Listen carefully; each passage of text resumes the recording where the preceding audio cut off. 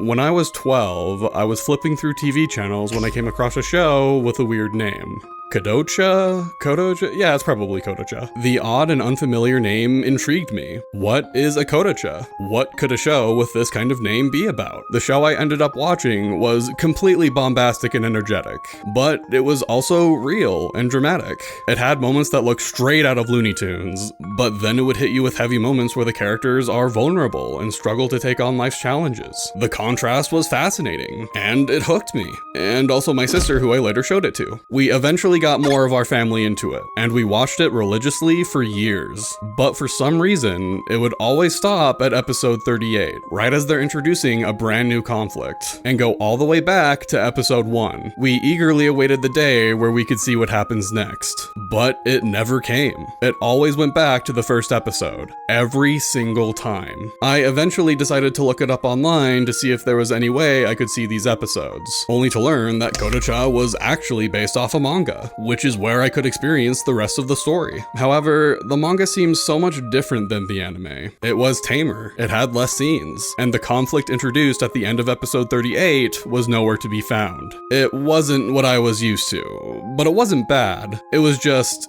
different. I would go on to read the rest of the manga despite these differences. It made me laugh, it made me cry, and to make a long story short, it's still my favorite manga series to this day. It's still something I sit down and read every few years, along with watching the anime, because even with my undying love for the manga, it doesn't quite scratch the same itch that the anime does. Kodocha is somewhat of an interesting case. It's a series where the adaptation is faithful to the source material while also deviating from it to the point of creating its own identity. If you know me, then you know that I'm wary of adaptations because there are so many different ways to screw it up. Kodocha both excels as an adaptation, but also falls so hard on its face that it breaks the ground beneath it and continues to fall until it reaches the center of the earth. The purpose of this video is to show that deviating from the source material doesn't have to be a bad thing, but also that not understanding the themes and artistic intent of the original can lead you to derail so hard that it becomes unrecognizable. It demonstrates great ways on how you can use your own creative liberties to enhance an experience, as well as what a worst case scenario looks like. It is both the best and worst example of it.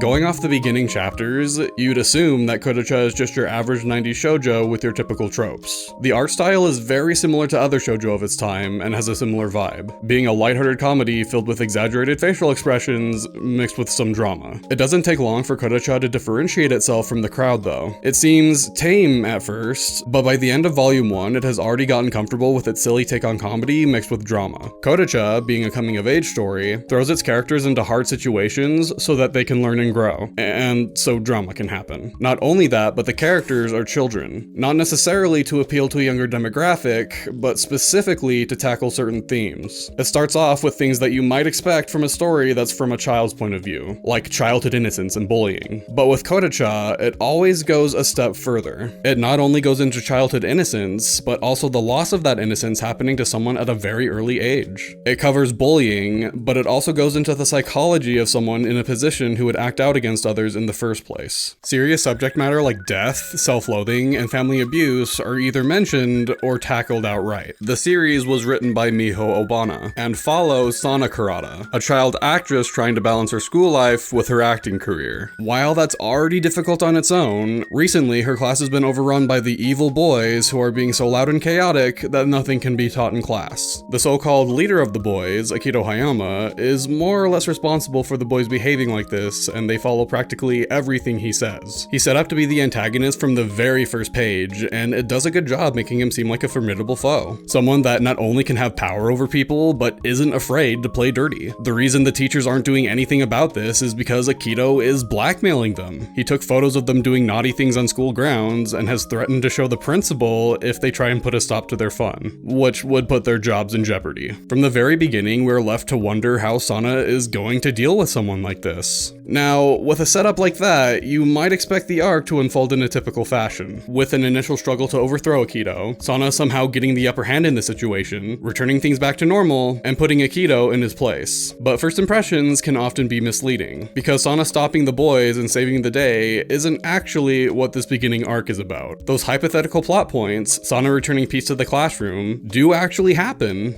but we're only at the halfway point of the arc by the time that they do. Sana's plan ends up being to blackmail Akito, using his own tricks against him. But before her plan can even go into action, she sees Akito being relentlessly insulted by his older sister Natsumi before being kicked out of the house to get dinner on his own. Sana sees a side of Akito that she later comments she wishes she didn't see. A sad and lonely child who's abused by his family. In an instant, we get a glimpse into Akito's personal life, and the audience is given a level of sympathy for this character who we only saw in a negative light before. And it's at this point we realize that this arc isn't really about regaining control of an overthrown classroom. It's about Akito Hayama. He seems like an irredeemable person from his introduction, a character simply made to make you hate him and root against him. Not only did he start the riot of boys in the classroom and blackmail the teachers, but he also makes frightening comments, does pretty awful things, and gets physically violent with Sana. He's not exactly what you would expect for an introduction to a main character. But immediately after Sana takes control of the situation, we start learning so much about his personal life and background, and suddenly it makes sense why this 11-year-old would act out in this way. He's constantly bullied and verbally abused by his older sister, and his dad is neglectful and spends all his time at work. Those in itself can lead to a pretty messed up kid to begin with, but then we learn why his family is like this. His mother died giving birth to him. He grew up believing that he killed his own mother, that he's an actual demon from all the times his sister called him that, and ultimately that he's a bad person that doesn't deserve love. He grew up with a twisted family that perpetuated these beliefs instead of eliminating them. And the result of 11 years of abuse is the person we see at the beginning of the series. Behind his rough and stoic exterior is a kid that lost his childhood innocence a long time ago. So, that's pretty dark, right? For a manga aimed at young girls, this tackles some pretty heavy subjects and is surprisingly grounded in reality. How does Kodocha manage to balance the dark themes and heavy subject matter?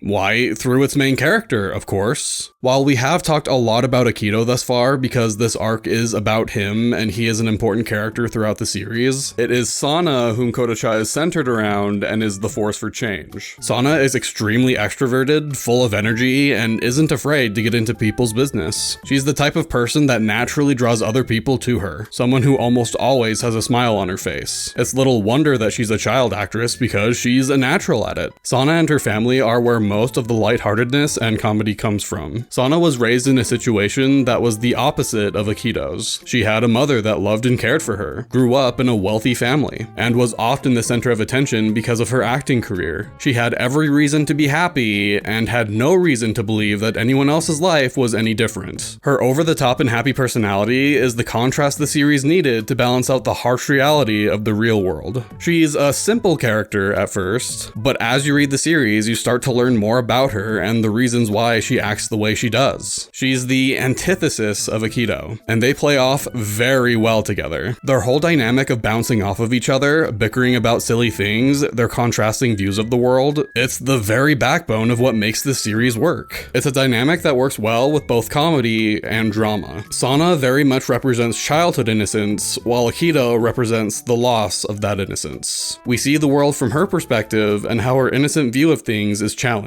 First by Akito, and then by other things as the story goes along. I'm being as vague as possible, please just read the manga. Because Sana was raised in privilege, she not only was completely ignorant of the fact that a family like Akito's could even exist, but she can't even fathom it, even after seeing it with her own eyes. Being the shoujo protagonist she is, she starts to focus on fixing Akito's situation. But instead of a bully pushing back against her silly plans, it's a broken kid whose trauma can't be fixed by simply changing his outlook on life. Throughout the series, we slowly see the perception of an innocent girl change change as she sees what kind of things are possible outside her little bubble. She's the type of person who wants to help, but doesn't fully understand the world or how people function. She can't comprehend problems beyond her own, and when she later finds out that Akito is treated this way because his mother died giving birth to him, she suddenly has nothing to say. Again, the theme of innocence and loss of that innocence is very prevalent in early chapters. But this theme is contrasted with another prevalent theme, the influence of childlike innocence. We can see Sana and other characters her age reacting to serious situations in a way that you wouldn't see in teenagers or adults. In the midst of these kids learning how cruel the world can be the hard way, it almost always circles back to the adults in the series being surprised at how these kids handle the situation in ways they wouldn't think of or dare try. After Sana learns the shocking truth about Akito, she immediately comes up with a plan that just sounds inconsequential at first. She just so happens to have this TV movie gig coming up and plays a character whose situation is very similar to Akito's. Her simple childish plan is to have his family watch the movie together when it airs, and how that will fix everything. Yeah, it seems like a plan that's destined to fail. Even as the audience, we might think that her plan sounds absurd, but Kodocha manages to pull it off in a believable way. After she's done filming the movie, she visits the Hayamas to make sure that they're actually watching it. And of course, Akito is nowhere to be found, in a way that only an 11-year-old could get away with. Sana calls them a bunch of idiots and tells them that it's stupid to let a child go alone at night and how it's their fault Akito is acting up at school, something that neither of them knew were happening. She leaves to find Akito and eventually finds him eating on a park bench. And rather than trying to get him home, she spends time with him to try and understand him better. They talk about his mom briefly before Sana gets the idea of pretending to be his mom to let him know what it's like. Akito doesn't want to do something so embarrassing, but is forced into it by Sana by reminding him of the photograph she's currently blackmailing him with. So, not to be overly dramatic or to oversell anything, but the scene that follows is one of my favorites, and one of the most important scenes in the series. It's incredibly important to Akito's character development, and is referenced back to quite a number of times as the series goes on. It's a scene that I didn't think much of at first, only thinking it's a cute little scene, but it's a scene that hits a lot harder on a reread when you understand the significance of it. The scene has Sana telling Akito a few simple words that he has always needed to hear. Copying the lines from the mother character from the movie she was in, she tells Akito that he was born because she loves him and tells him to live for her.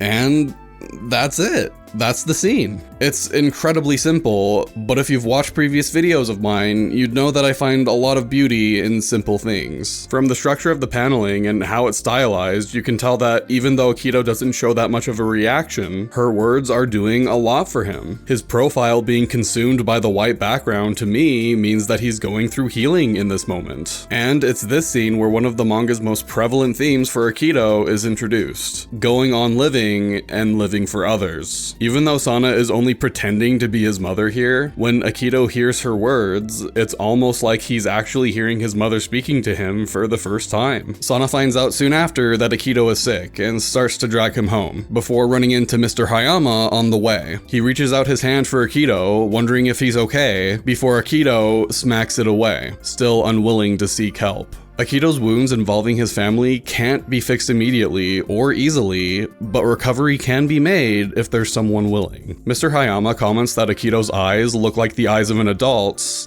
before sincerely apologizing for it. The acknowledgement of Akito's loss of innocence, and then Mr. Hayama just picking him up and carrying him on his back, just gets me every single time I read it. I don't think I'm giving the scene justice here. Please just go out and read the manga. I love how Sana had a plan, essentially told the audience what that plan was, and then it just goes perfectly. There's an unwritten rule in storytelling where if the audience knows about a plan, it has to go wrong, because otherwise it would be uninteresting to watch, as they were essentially given spoilers. Maybe it's because I grew up with these characters, but I feel like Obana successfully broke that rule here. It's not as if everything went according to plan. In fact, I think it's the things that Sana had to improvise that had the most impact. Sana's comment to Mr. Hayama and Natsumi before running off to find Akito was just as impactful as the movie movie she made them watch. And Sana pretending to be Akito's mom ends up being super important to his character down the line, as I mentioned before. I know it's unrealistic to expect a family that was so toxic to improve as drastically as they do, but for me, it works here. The deeper you look, the more sense it makes. Trauma is a big theme in Kodocha, and the Hayama family embodies it very well. Throughout the series, you see what drives these characters and the decisions they make as a direct response to past trauma. On the surface, it looks like these decisions are completely irrational, but that's kind of the point. Trauma rewires our brains to the point of making weird decisions to avoid being in those traumatic situations again. These cases of trauma can be like Akito's, where everything is laid out on the table all at once, but a lot of other cases are either implied subtly or gradually revealed over the course of the series. For example, Sana later on ends up being very dense when it comes to romance, a trope I see frustrate a lot of people who read romance manga. But Kodocha goes deeper like it always does and explains that she's like this because of the events of the second arc, which led her to actively avoiding her feelings and vulnerabilities so she wouldn't get hurt again. Going back to the Hayamas and their experience with trauma, Natsumi was 4 or 5 when her mother died, and the way her young mind interpreted the cause of her mother's death was that Akito was responsible for it. So she blamed and resented Akito for 11 years. Their dad wasn't there to correct her behavior or to be there for Akito because the way he grieved his wife's death was to overwork himself. After the father learned about Akito acting out in school and then watched an emotional movie that was eerily similar to his situation, he realizes where his neglect has led his family and tries his best to change. This is the perspective of someone who has read the series many times over before though. These things aren't actually implied until later. So I know that it can seem like it's a quick and easy fix when simply describing it, but as I said before, Obana manages to pull it off even before she dives deeper into it later in the series. What Akito's family did to him was indeed abuse, but it was also a tragic result of so many other things piling on top of each other. It's not as if all their problems were fixed, but at least they're trying now. And it's all because of a simple plan by an 11-year-old girl who just wants the best for those she comes into contact with. The look on both Sana and Akito's faces as Akito is carried home by his dad is just icing on the cake. This is why I love this series. I talk about Sana and Akito a lot because they're the main characters, but Kodocha does have an endearing secondary cast. We've already talked about Tsuyoshi a little bit. He's a childhood friend of Akito's and is portrayed as a loyal friend and genuine kid. He helps Sana with her blackmailing plan because he feels like Akito has gone too far. Of all of Sana's friends, Tsuyoshi and his girlfriend Aya are probably the ones that appear most consistently throughout the series. They're not particularly deep, but I don't think that's a bad thing. They're just lovable characters that enhance the reading experience. You also have Sana's manager Rei and her mother Misako, both of whom we learn a lot more about in the second and third arcs respectively. Even though we aren't given much information about them in the beginning chapters, they leave good first impressions and are relevant throughout the series outside of their specific arcs. Fuka is another important character that's introduced in the fourth arc, just as they're entering junior high school. She is apparently a controversial figure in the fandom, which I didn't know until I started interacting with the fandom. But I think she's a fun character that serves her purpose well. The last side character I'll mention is Naozumi, who is a child actor who works alongside Sana sometimes and is someone who will be spending way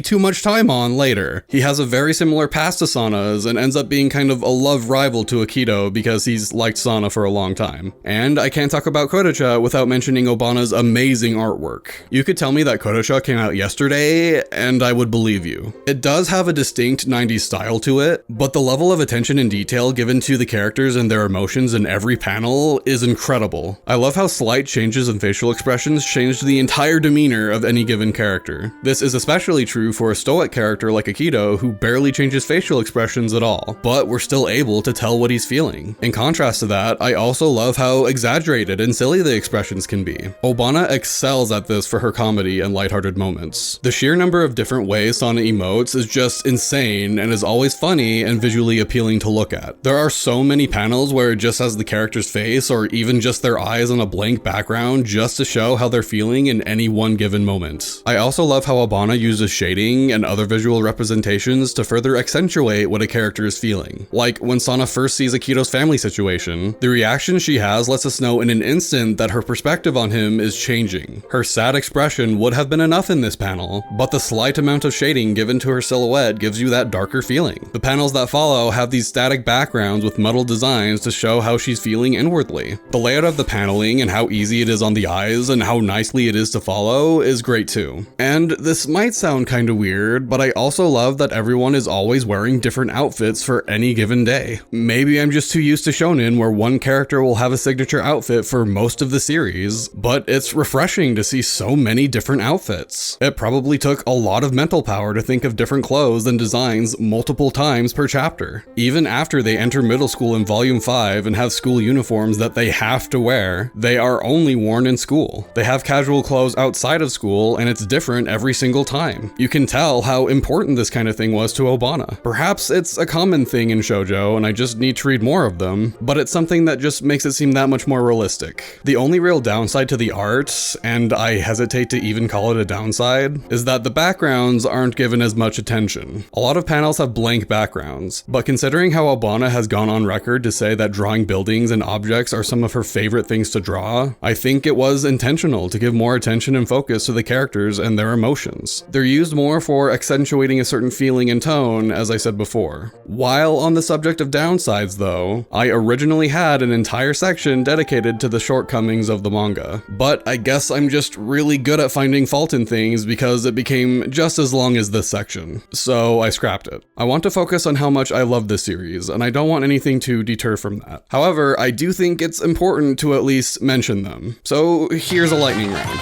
The English localization is kinda sloppy after volume 1. Pacing tends to be very fast, which leads to some important moments not having room to breathe. Some important information is revealed in questionable ways. Sometimes it states obvious things instead of having Obana's great artwork do the talking. And the storytelling can be contrived at times. Specifically the third arc, where the entire premise hinges on a convoluted plan by Misako that somehow ends up working. Okay, I'll tell you what that plan is, but only because I think it's really funny. Spoilers for the third arc, skip here if you plan on reading the manga, which you definitely should. I'm going to keep saying it until you do. I'll wait. So, for context, Misako and Sana are mother and daughter, but are not blood related. Sana was adopted. For reasons I won't go into, Misako wants to find Sana's birth mother.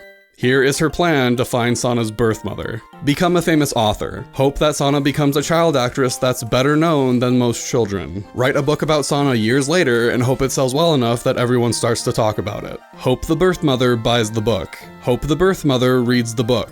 Hope the birth mother finds out that she is the birth mother. Hope the birth mother finds and deciphers a secret message hidden in the table of contents. And then hope the birth mother acts on that secret message and reveals herself to Misako so that they can finally meet and talk. Mama says that we have no more than a 5% chance of finding her at all. Yeah, no. The chances of this happening would be microscopic. This is like winning the Infinity War levels of luck.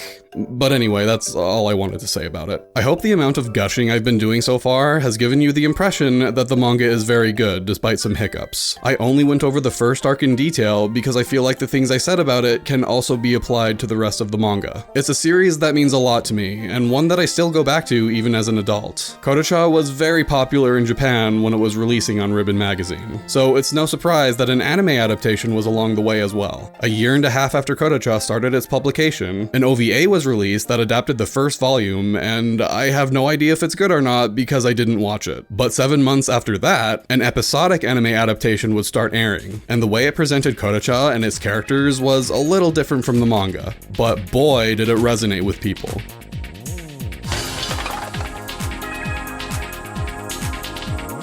With Sana's bright personality contrasted with how cruel life has treated Akito, they have excellent chemistry for not only the comedy of the show, but for the eventual romance that follows. It's because of their dynamic that Kodocha can excel at both comedy and drama without too much tonal whiplash. Despite how silly it can be or how heavy things can get, it is surprisingly down to earth, which is really interesting to consider since the anime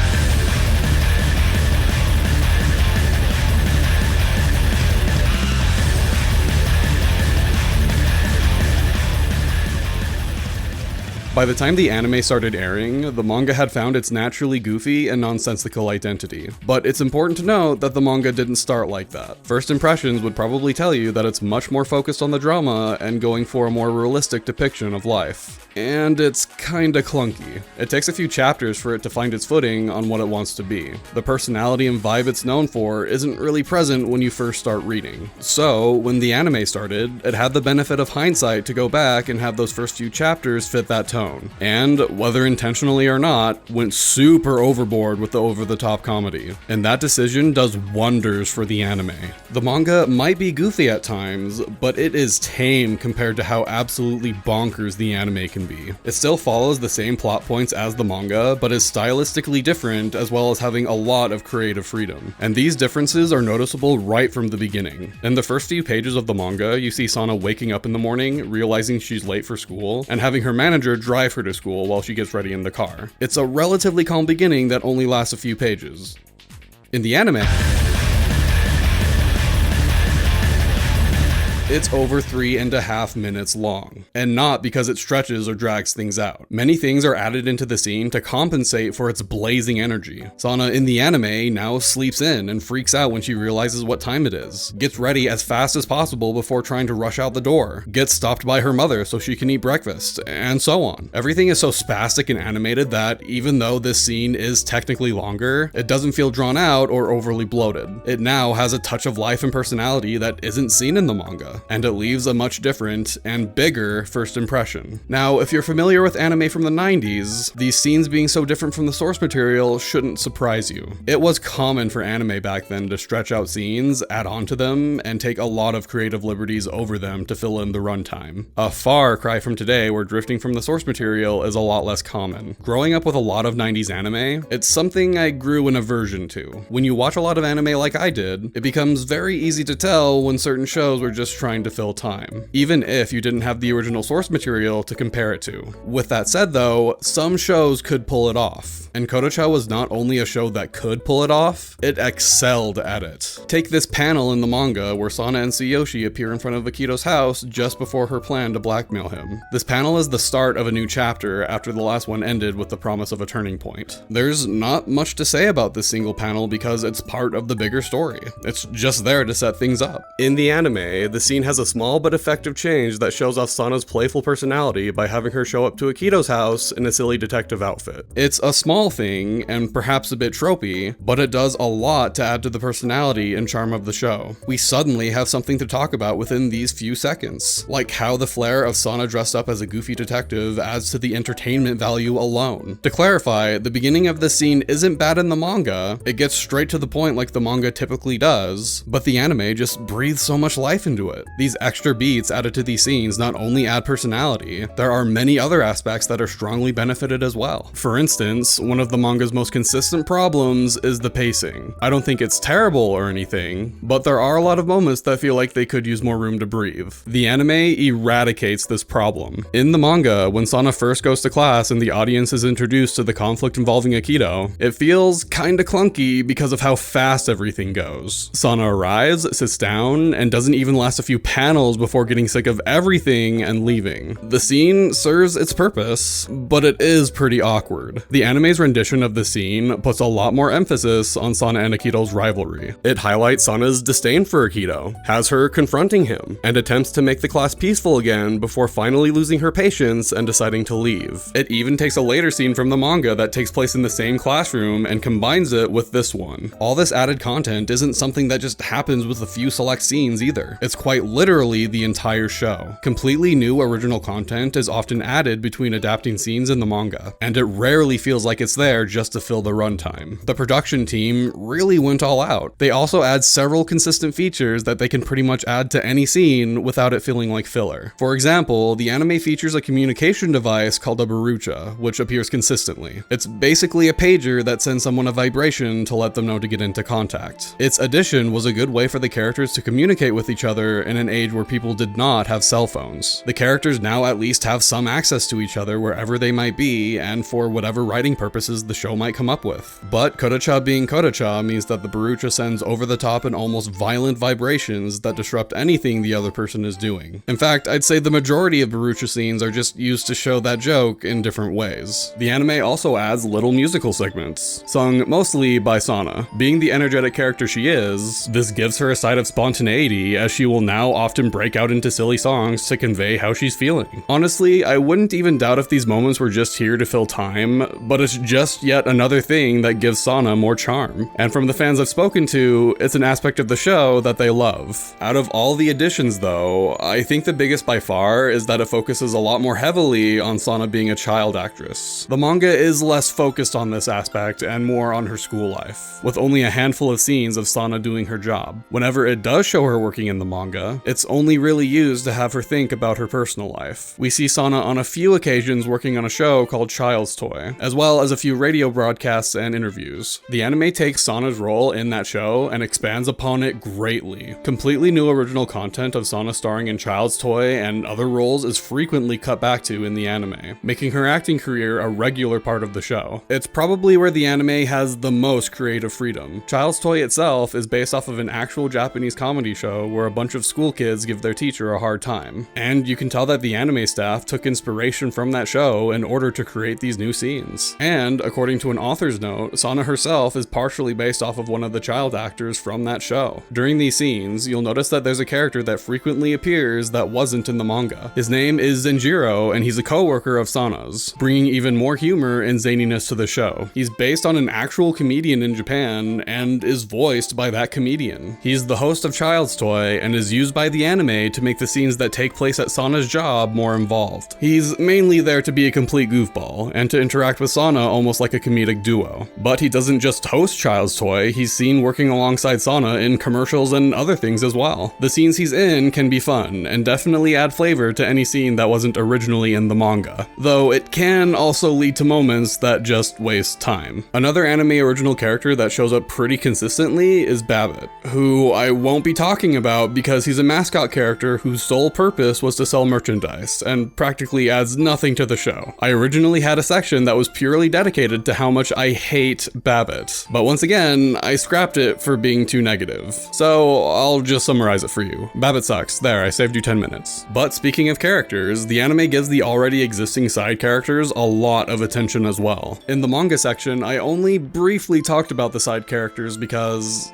honestly, I just don't have a lot to say about them. They're important characters, and I think they add to the experience, but there's just not a lot to say, especially since I only covered the first arc. Just like with everything else, the anime breathes life into the side characters. That beginning scene of Sana getting ready for school has Misako and Rei much more involved in the anime, and gives the audience a lot more of their personality and relationship with Sana. Tsuyoshi, Aya, and a few more of her classmates also appear and speak much more in these scenes, where previously they didn't have much to say. It gives them a lot more time to shine and to show their personalities. So the anime nails the comedy and tone of Kodocha, but what about the more serious moments? Unlike the comedy, they mostly leave the dramatic moments unchanged. They're a lot more one-to-one to the manga, which I don't think is surprising because trying to make them even more dramatic would make it very difficult to take them seriously. Though the anime does run into the problem of tonal whiplash because of the elevated tone. The manga is much more down to earth, so when dramatic moments come, it doesn't feel as awkward. Not to mention that the manga knows how to cool itself off before a moment like that happens. So the anime being so much more energetic than the manga do make the more dramatic moments stick out, and not necessarily in a positive way. Thankfully, every moment is captured incredibly well by the voice actors. Now, I don't speak Japanese, so I can't really tell you if the Japanese performances are good or not besides sounding pleasing to my English ears, but I can tell you that the English dub is one of the best anime dubs out there. And while you could argue that I'm biased because I grew up with the dub,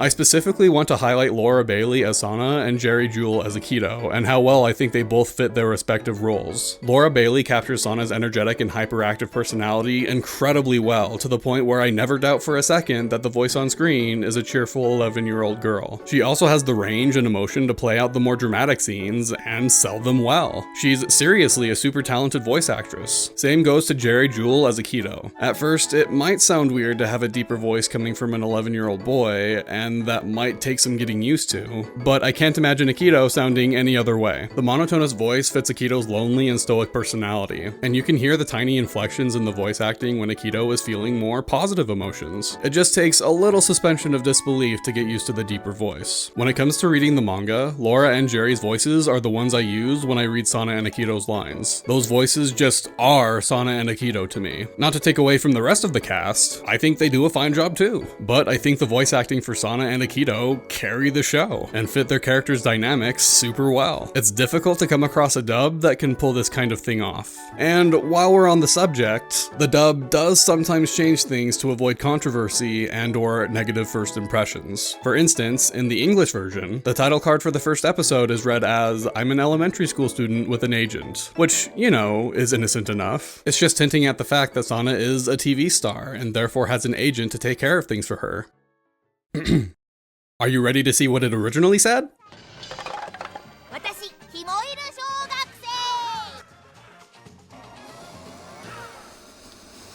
The second arc of Kodocha revolves around Sana's crush on her manager. The manga highlights her innocence by having her call him her pimp without knowing what that actually means. Her manager doesn't take her love seriously because she is a child and treats it more like a phase that she'll eventually grow out of. Though, admittedly, he could have definitely handled the situation better. Kodocha, being very good at storytelling, hints at these things from the very beginning. Whenever Sana mentions that Rei is her lover, the manga makes sure that everyone reacts with how anyone would react. Shocked, concerned, disgusted, and so on. The manga gradually reveals this element over time so it's not so shocking to the reader, since it is pretty off-putting.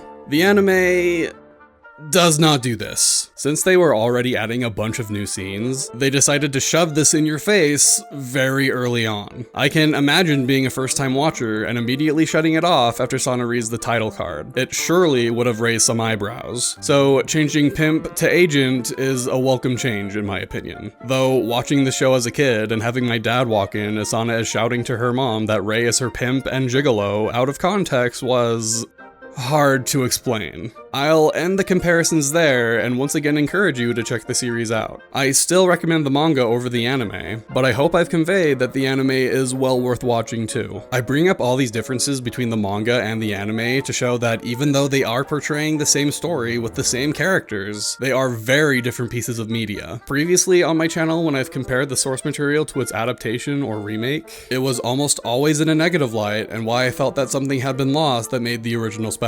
The anime adaptation of Kodocha is different though. It knows what makes the original source material so special. It knows the heart of the series. It knows what makes it tick, and makes creative decisions to keep that heart while still creating its own identity. But considering the title of this video, you know where this is heading. You might be looking at the remaining runtime and wonder what on earth the anime does wrong for those sections to be so much longer than the rest of the video. Let me just reiterate and say that I only covered the first arc of the series, not only because I think it can be applied to the rest of the series, but to avoid spoilers. If this video accomplishes anything, I want it to be people going out and reading the manga. So I deliberately left things out just in case someone did end up doing that. With that said, it is much more difficult to convey my upcoming frustrations without going more in depth into both the anime and the manga. Mostly the anime. Which also means there will occasionally be light to moderate spoilers for the manga from here on out. You've been warned. I want you to pretend with me for a moment that you're watching the anime and just finished the third arc. We didn't cover the third arc in much detail, but just imagine that you're at the climax of a story arc and you're at least satisfied with it. It was an emotional roller coaster, as Kodocha tends to be, and now you're ready for more, for the next story arc. The next episode starts and immediately presents itself as a quiz show of the last 20 episodes. The dreaded recap episode. Right away, we know that nothing important will be happening. I'm going to ask you a question, and whatever you end up answering, I want you to hold on to that answer. Will you be watching it? Are you interested in watching it? If not, then you're a lot like me. We just got done watching a very dramatic storyline with hints of things to come. I want to know what happens next for Sana and Akito, and for the rest of the characters. I want to know what kind of trials and tribulations they'll go through, where Sana and Akito's relationship is going to go, and so on. This episode will not give me any of those things. In my mind, it just seems like an obvious fill for time, and above all, a waste of time. If you do want to watch the episode, perhaps you don't mind some relaxing slice of life episodes to unwind to. Maybe you don't mind seeing these characters in a variety of silly situations. Maybe the comedy and crazy antics are what you value more in this show. Kodocha has established itself to be very fun and goofy after all. Plus, it's not quite a recap episode. It's like a step above that, because even though they will be playing a lot of clips that we've already seen before, we're also seeing the characters reacting to the clips as they compete against each other. It's a fun time. With the context of your answer, let me ask you another question. How long are you willing to wait for things to go back to an overarching story? How many episodes like this are you willing to watch before wanting things to go back to normal? Like, literally, come up with a number and keep that number in mind as we move on. So, you finish that episode and move on to the next one, and we get a storyline about Sana visiting an orphanage, which was actually part of the manga for a few pages, which you wouldn't know if you were only watching the anime. But because of that, it feels like we're moving on to the next arc. But the more you watch it, the more this episode seems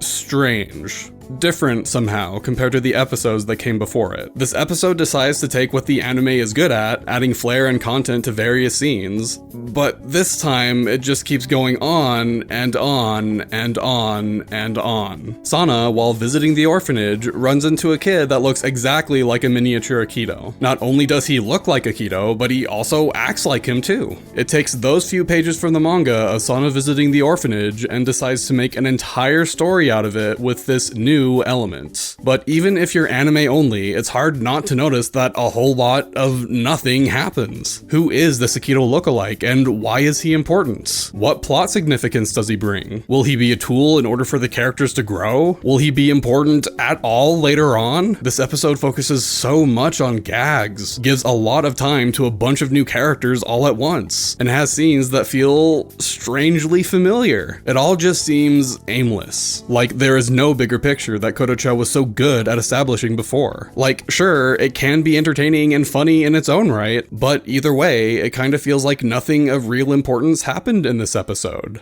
And this is a feeling you're going to have to get used to. I've avoided saying it until now, but I'm talking about filler. From episode 20 onward, the show hits us with a bunch of filler. Filler in anime used to be very common in the 90s and 2000s, sometimes going on for entire seasons. It's important to define what filler is, as it seems to have taken on a few different meanings throughout the years. Traditionally, having filler meant that the anime you're watching has caught up to the manga, and is now making up unrelated stories while it waits for the manga to release more chapters. More recently though, I've seen the term being thrown around when there is simply no progression made to the story at all. So it could even be applied to the source material if there was a chapter where seemingly nothing important happened. The anime adaptation of Kodocha falls into both categories though. After the third arc ends in the manga in chapter 17, there's a few chapters centered around Christmas and Sana and Akito celebrating their half birthdays. But then it moves on to the next arc when they transition into junior high school. If you couldn't already tell,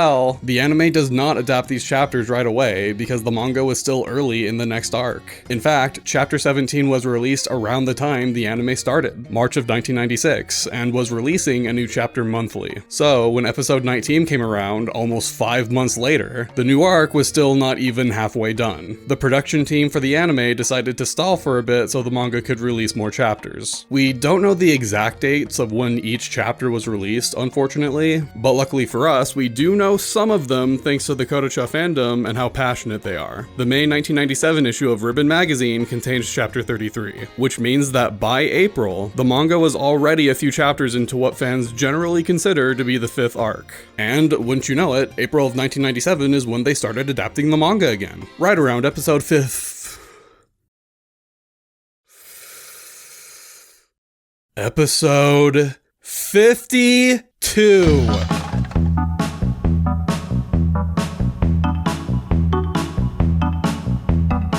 I cannot even describe to you how shocked I was when I first saw this. At around episode 25, I was losing my patience with the anime. At some point, I just couldn't take it anymore. I couldn't care less about these episodes. I just wanted things to start progressing again. Even though I watched the show a lot as a teenager, I didn't remember just how much filler was between the third and fourth arcs. Seeing that the filler goes on for over 30 episodes made my jaw drop. These episodes are designed to be insignificant to the overarching story. They are designed to start and end an unrelated conflict that won't have any lasting consequences. And they can be painful. Episode 24 is about Sana and her biological mother.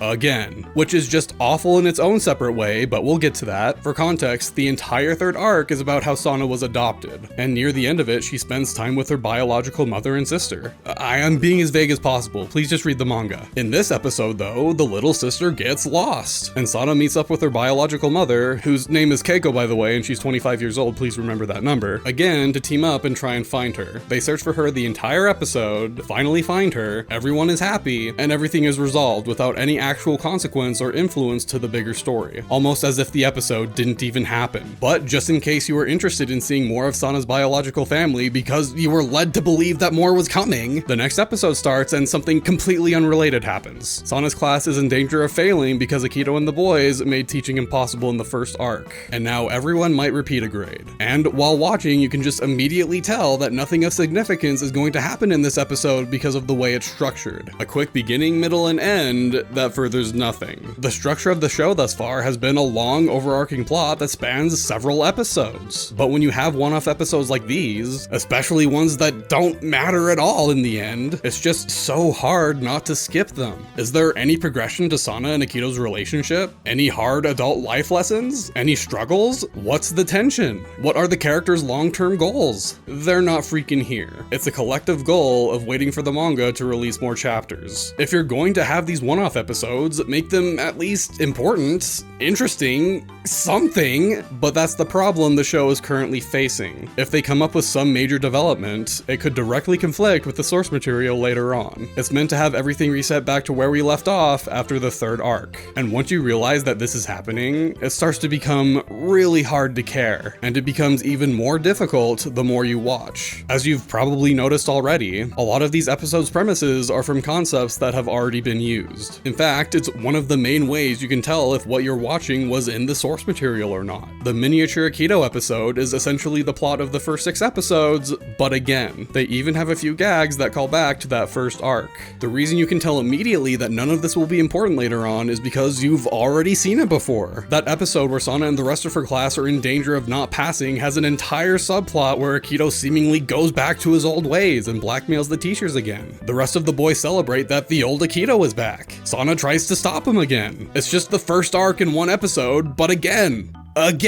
Not every episode is purely reusing ideas, but it's a consistent theme throughout the filler. In episode 26, the whole plot is centered around the stupid chicken Sana got for Tsuyoshie's little sister back in the second arc. Didn't you want an episode about this guy? About the stupid freaking chicken? It's all grown up now, and now Sana and her family start taking care of it because it's too big and noisy for Tsuyoshie's family who lives in an apartment. What? What was that? You want an episode that starts off an interesting story arc? You want an episode that builds Sana's character? An episode where we see more of Akito's struggles? An episode that progresses their relationship, maybe? Screw you, you don't know what you want. You want an episode about that stupid freaking chicken from 10 episodes ago that you definitely didn't forget about. Isn't that what you want? We know you want to know more about that stupid chicken and what it's been up to. You're going to watch it, and you're going to like it. There's even an episode about Tsuyoshie's abusive father, who shows up briefly between the second and third arcs. A character I completely forgot about until they mentioned him again in this episode. This is a character designed to be disliked. Why would I be interested in watching this? Surprisingly, this is actually one of the better filler episodes. They take Tsuyoshie's father and try and give him some humanity, but my problem is more that they try and give this guy redeemable traits without the character earning it. I'm not against having bad people going through change to become a better person, even if the things they did were seen as irredeemable, but that's not really what happens here. In the episode, everyone learns that the dad is in jail for beating up a few guys, but later in the episode, we learn that he only did so because the guys were picking on some kids that looked like his kids. Huh, that's neato.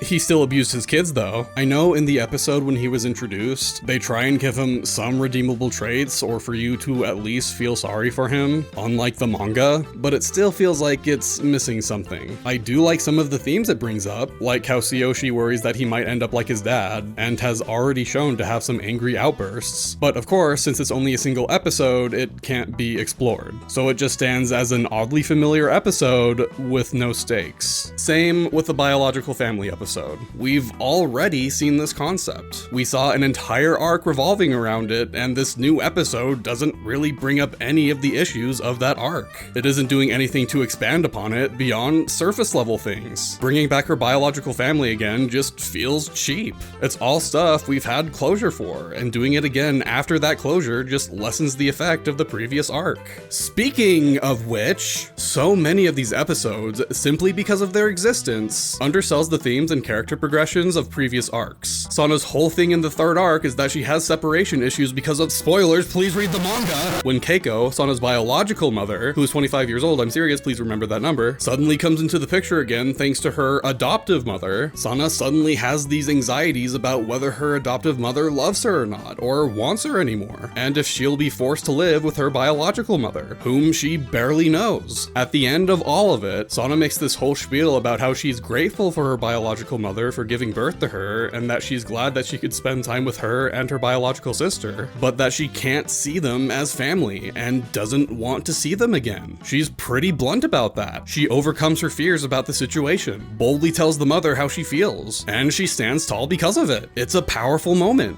But nope, screw that! The beginning of the filler episode has Sana telling her biological sister on TV that she misses her and hopes that they can hang out again. What was the point of that whole bold speech if you're just going to throw it away? It's episodes like this that really makes me wonder whether or not the anime staff knew what made these characters tick. And we're not done yet, because they also felt it necessary to give the anime some of the absolute worst life lessons imaginable. Now, the manga itself wasn't free from this criticism either. There's this whole thing with Sana's friends ignoring her for a time, and they're pretty mean to her. And it ends with a questionable life lesson where Sana is the one that apologizes. But it wasn't absolutely awful like it is in episode 35. One thing I haven't mentioned yet is that Tsuyoshi, at the beginning of the series, had a little crush on Sana, and it's because of a gift that she thoughtlessly gave him on Valentine's Day a few years back. There was another girl, Aya, who likes Tsuyoshi and gave him some cookies as suggested by Akito, which makes Tsuyoshi fall madly in love with her. It's played off as a joke where Tsuyoshi is a sucker for gifts, and it's relatively harmless if you don't think about it too deeply.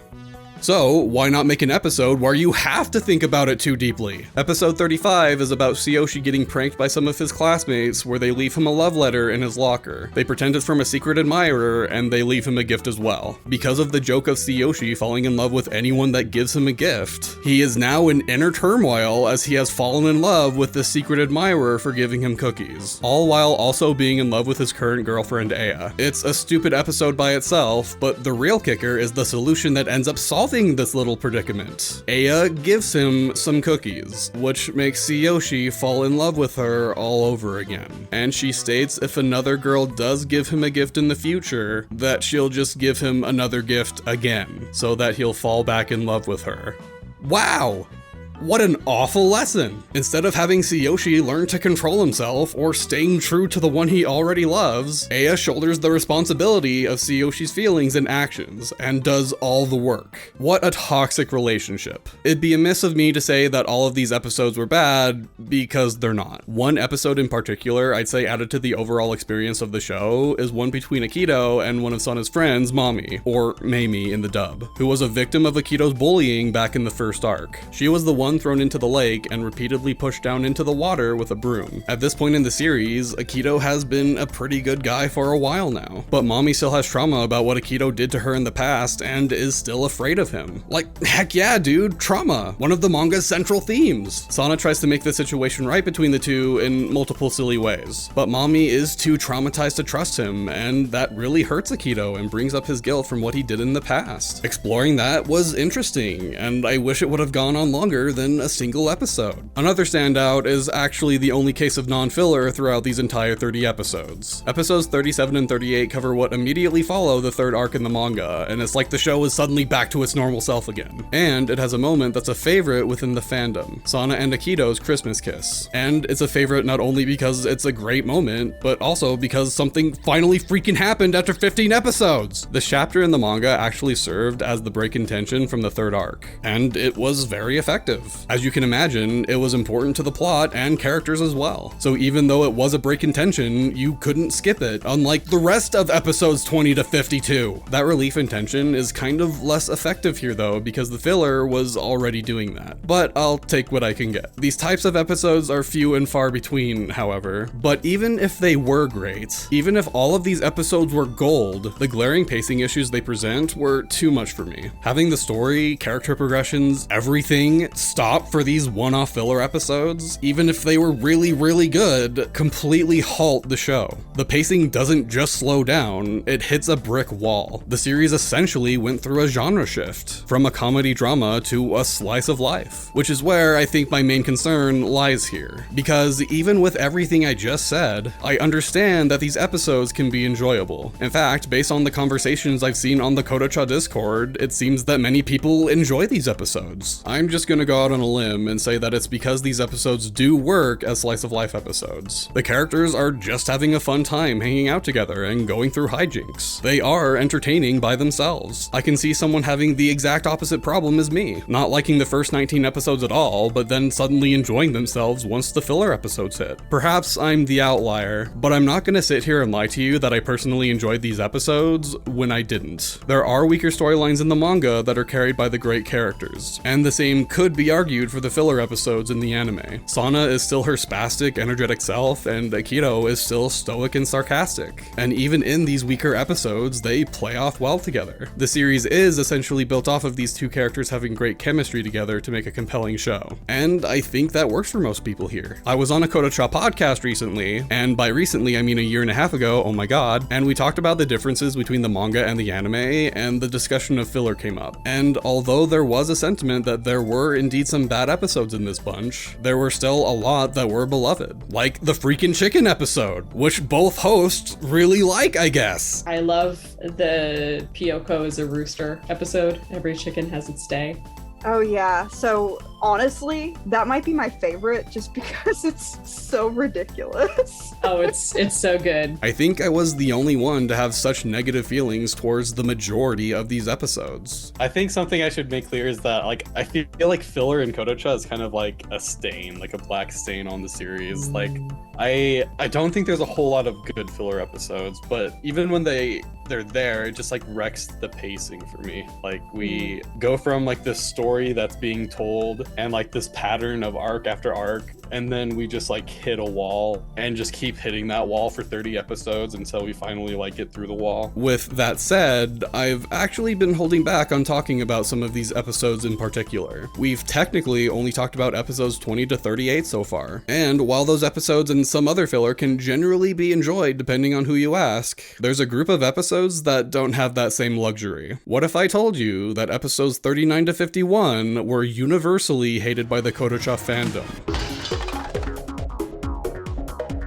After the Christmas episodes, I guess the anime production staff got tired of producing so much one-off filler episodes and wanted to try something a little different, making an entire anime original arc. Episodes 39 to 51 is actually more like several loose story threads happening at the same time, but it has a clear beginning and ending, so I'm smushing them together. Plus, most of the fandom classifies 39 to 51 as one arc anyway. But don't let the fact that we're now technically in a story arc make you think that we're free from filler. Even though we're technically getting an overarching story now instead of endless one-off episodes, these episodes can't be connected to the main story because of what I said before. It could conflict with the manga later once it publishes more chapters, which basically means that you can just skip these episodes if you wanted to, if you even know that you can. Because the concept of the arc itself is interesting and seems like it's going to lead to something, you're much more likely to sit through it thinking that you're finally getting progression, when really it's just more of nothing. This arc is about Sana's family going bankrupt and them slowly getting their way back to being wealthy again. again, and there's a bunch of stuff that happens because of it. At the end of the Christmas episode, Misako informs everyone that she has somehow lost all her money and that she's bankrupt. And in an instant, the Kurata family is homeless. Cue the rain and sad music. This is what starts off this new story arc. And as a concept, it is pretty interesting. Sana and her family are being thrown into an actual new situation that has perceivable consequences. And it's such a breath of fresh air after getting so much filler that reused old ideas. And it's treated like a big deal with how dramatic it is. It's hard not to get absorbed into something like this. I know I wanted to know what happened next, but it doesn't take long to notice that there's a noticeable dip in quality when you compare episodes 39 to 51 to episodes 1 to 19. Like, first of all, how in the world did they become bankrupt? Sana is a famous child actress, and her mom is a famous author. The third arc kicked off with her mom writing a very successful book. They should be absolutely loaded. So what's the explanation they give? According to Misako, she invested in a company that ended up going under. And that's it. Literally all of her money, which I guess also means all of the money Sana makes too. When Rei asked why she would do this, she doesn't give any satisfactory answers, saying that this is all fate, which basically means that the writers wanted this to happen, but didn't know how to justify it. But whatever, the ends justify the means, right? The third arc had a similar problem with its setup being convoluted and silly, but what follows is impactful and emotional. So what's the difference here? The difference is that it can't seem to decide on what it wants its main conflict to be, so they just cycle through various ideas at blazing speeds. That same episode, Rei starts finding out that every gig Sana had signed up for had let her go, and he is now unable to find her any jobs. We later learn that the president of the top talent agency in Japan has blacklisted her, and has a plan to offer her a job that she can't refuse because she has no other job she can land. So like, that makes sense, right? Seeing the struggles of Sana being homeless wouldn't make any sense because she still has a lot of work lined up, so she'd earn back the money in no time. This way, Sana being homeless for the long run seems like a real possibility. It makes things feel like it has even more weight. Except, it expands on this to the point where it becomes an entire conflict on its own, with Rei snooping around trying to find out what's going on until the big corporation's evil plan comes to fruition, with the goal now to confront the evil president man and reverse the blacklist. So, are we getting an arc where the homelessness itself is the story, or was that a setup for a storyline where Sana and Rei go up against an evil talent agency? From the last episode, it sure seemed like it was going to be that first thing with how hard they focused on it, but whatever. Again, we're on this new thing. I can go along with this. The setup may have been awkward, but I can get behind this. It'll be interesting to see how Sana and Rei overcome this evil company. Oh, it's over. It's over. They casually walk into the building, go to the main office, have a pretend gunfight, and come out on top, with the evil president man saying he knows when he is beaten. The blacklist is then reversed. So, what are we doing here? What's the point of- okay, this is where it's all been leading. Sana gets a new job as an actress in a late night TV show and meets her new coworker who you immediately know is super important. The episode even ends giving extra emphasis on Sana's reaction to seeing this guy for the first time. His name is Takeshi Gojo and he's 41 years old. Wow, crazy, another number that you should keep in mind. And I'm sure he's a wonderful guy. Everything was leading up to this, and we can finally get to the meat of the arc. So anyway, Sana has to write this huge manuscript in a week. Masako's editor asked Sana to write a book, and the deadline is in a week, so like, she has to do that now.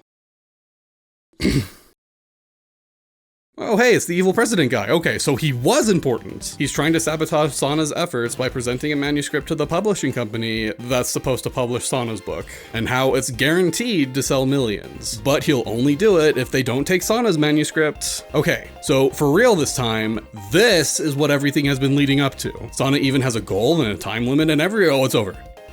It's over. She finishes the manuscript on time, and her book is going to be published. Oh, but as it turns out, that Takeshi guy was important after all, because the press got their hands on some photos that show them spending time together, and now believe that they are father and daughter, which they deny and say that they are lovers instead. Wow, that's really creepy. But there's no time to think about that because Sana's middle school exams are coming up and those terrible rumors might jeopardize her chances of going into the middle school she wants. But guess what it doesn't? It solves in an instant. But oh no, freaking Gomi, the background character, is having parental issues and juvenile problems. Surely this is what this has all been leading up to. No, you idiot, it's Valentine's Day and Sana's only giving out one chocolate this year and the boys are all devastated. Oh no, what's going to happen? Who freaking cares because Sana's book gets published but she didn't mention one of her friends and now she feels bad and surely this is what everything's been leading up to.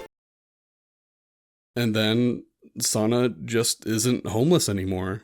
Her book sells a bajillion copies and they use the money to buy a mansion and it's done. And that whole interesting premise of Sana needing to overcome the struggles of being homeless is over with. It adds and resolves so many conflicts that any tension from the fact that Sana was homeless just vanishes into thin air. None of these storylines had room to breathe. None of them lasted for more than one episode and none of them had any lasting consequences. Episodes 39 to 51 is just more of the same one-off filler episodes with the guise of being a cohesive story. And just like episodes 20 to 37, some of them are decent, but most of them don't amount to anything. Even when it's focusing on any one of these conflicts, rarely is it what the episode is about. The show will often introduce other mini conflicts to fake us out on a potential new storyline. During the midst of Sana being blacklisted, Rei feels worthless as a manager because he can't find Sana any work, and the evil president man manipulates Sana into believing that not working for them is making Rei's life harder. Sana and Rei talk about it later that night and get into a fight where they both agree that Rei shouldn't be her manager anymore. And he leaves right then and there, wishing Sana good luck.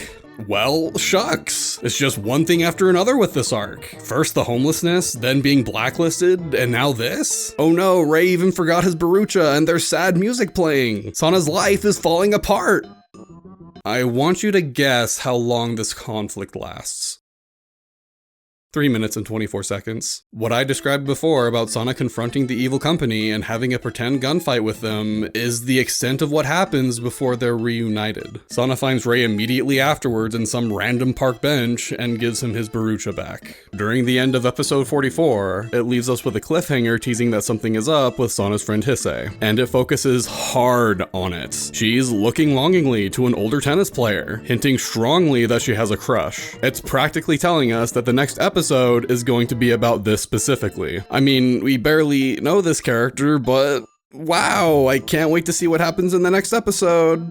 It's the episode about Sana only giving out one chocolate this Valentine's Day. They spend 2 minutes on the Hisei storyline in this entire episode. 1 minute near the beginning and another minute near the end. And it's all a setup to a joke where the guy she was crushing on was actually a girl. Remember the evil president guy? When his plan to start bad rumors about Sana and Takeshi fails, he remarks that he's getting angry and will think of another plan. That's the last time we see him. The big bad man who was supposedly the antagonist of this whole arc just disappears into nothing. So like, if he's not the antagonist and was just there to fill time, who is the real antagonist? Well, I mean, I guess there doesn't technically need to be one. It gets to the point where you just expect any conflict that comes up to be solved without focusing too much on it or without any effort at all, including conflicts that just solve themselves. Let's use the conflict involving Sana's friend Mommy as an example. After Sana wrote her book and it was published, it's revealed that Mommy wasn't mentioned in the book at all, and it hurts her feelings. Sana says that she didn't mention Mommy because she didn't want to bring up Akito's past, and Mommy is just too connected to it, I guess, so she couldn't bring her up at all. Which, side note, is complete nonsense, and here's why. But now Sana feels really bad about it and becomes really anxious about confronting her. So she just avoids the problem by going into the mountains with Takeshi. She got a ticket to a train ride to his new location shoot earlier in the episode, so she uses that as an excuse to not confront Mommy. While in the snowy mountains with Takeshi, they have a snowball fight and Sana asks him to hold her and and he does, and it's really creepy. Maybe Takeshi's the bad guy. So, anyway, they talk about the Mommy thing later, and Sana says how she doesn't feel scared of talking to her anymore because her feelings of anxiety melted away when she thought about spending the rest of her life with Takeshi. Hey, Takeshi, that whole thing about telling the press that you two are a couple was just a stunt to mess with them, right? Kinda seems like Sana doesn't see it in that way anymore, and it's starting to become pretty concerning. Maybe you should just shut her down right now so she stops going down this train of thought, because it really sounds like Sana doesn't think it's a joke anymore. Where was I even going with this? Oh, right. Conflicts resolving themselves. Sana goes back home and confronts Mommy, but Mommy's feelings aren't hurt anymore because she was worried about Sana being gone from school while she was in the mountains. So, yeah, it was resolved. Hooray. Okay, no, I'm sure the Takeshi thing is leading to something. Out of everything, though, I'd say the biggest problem with this arc in general is the lack of Akito. Don't get me wrong, he's still there, he still has dialogue, he still has some cute scenes, but besides those few moments, he may as well not even be there at all. Akito is barely important in these episodes, which is awful since he's half the reason why this show is good. Not to mention that we are hot off the Christmas episode. Akito kissed Sana, holy crap, what's gonna happen next? How are they going to act when they see each other at school again? Are we going to finally find out why Sana is so dense when it comes to love? The only thing we get is the episode right afterwards when they say hi to each other and they're awkward, which, guess what, is from the manga. And it leads to things immediately afterwards when they get into junior high school. But in the anime, we still have 13 episodes until that happens. So for now, Akito is stationed strictly in the background. This makes the kiss feel like it didn't have any consequences because when they do interact, they act as if nothing had happened between the two. Almost like the kiss didn't matter at all. You can't just tease us at what's going to happen and then just pause everything for 13 episodes. But like I said before, he does have some good moments in this arc. When Mommy is sad about not being in Sana's book, Akito is the first to notice and clue Sana in on what's going on. It's building off of the filler episode that was actually good where Mommy still has trauma from Akito, showing that Akito still feels guilty about what he did to Mommy. Actually, these small reactions from him just make me wish even more that the whole concept of Mommy's trauma with Akito was more fleshed out. Just his little reactions to Mommy being hurt and interpreting what he's feeling about it is the best part of the episode. The whole Mommy Akito thing could have made for a really compelling arc. Some other moments include Akito accompanying Sana as she goes through her old house one last time to take pictures. It's a sweet little moment and even ends with a callback to the Christmas episode, even if that episode wasn't too long ago at this point. Then there's the episode where Sana is writing her book. She's tired and about to give up when Akito uses the barucha to send her the usual violent vibration to keep her awake. He ends up staying up alongside her to make sure that she finishes the manuscript on time. It's just a cute little moment, and it's cool that they incorporated Akito at least somewhat into the story. I wish he had moments like this in all of these episodes. For example, he could have been used right after Sana turned in her manuscript. She was so tired afterwards that she ended up falling asleep on the first park bench that she could find. Oh hey, it's Takeshi. Anyway, like maybe Akito could have been there with her as she turned in the manuscript and watched over her. Because honestly, falling asleep on a park bench during the day is quite dangerous. You know, more cute moments like that, since I'm pretty sure the show doesn't know what to do with him in this arc. Akito could have been used in a lot of different ways that the show didn't end up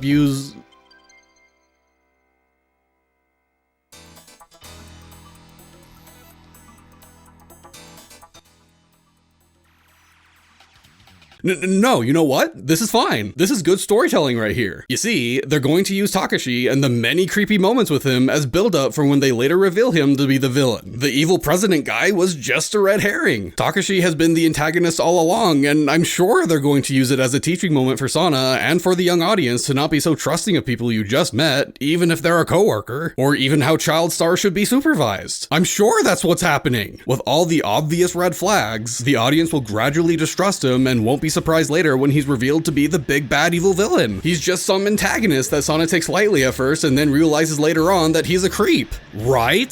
There's a lesson to be learned from this character acting this way. Right? Takeshi Gojo is definitely the villain of this arc. Right?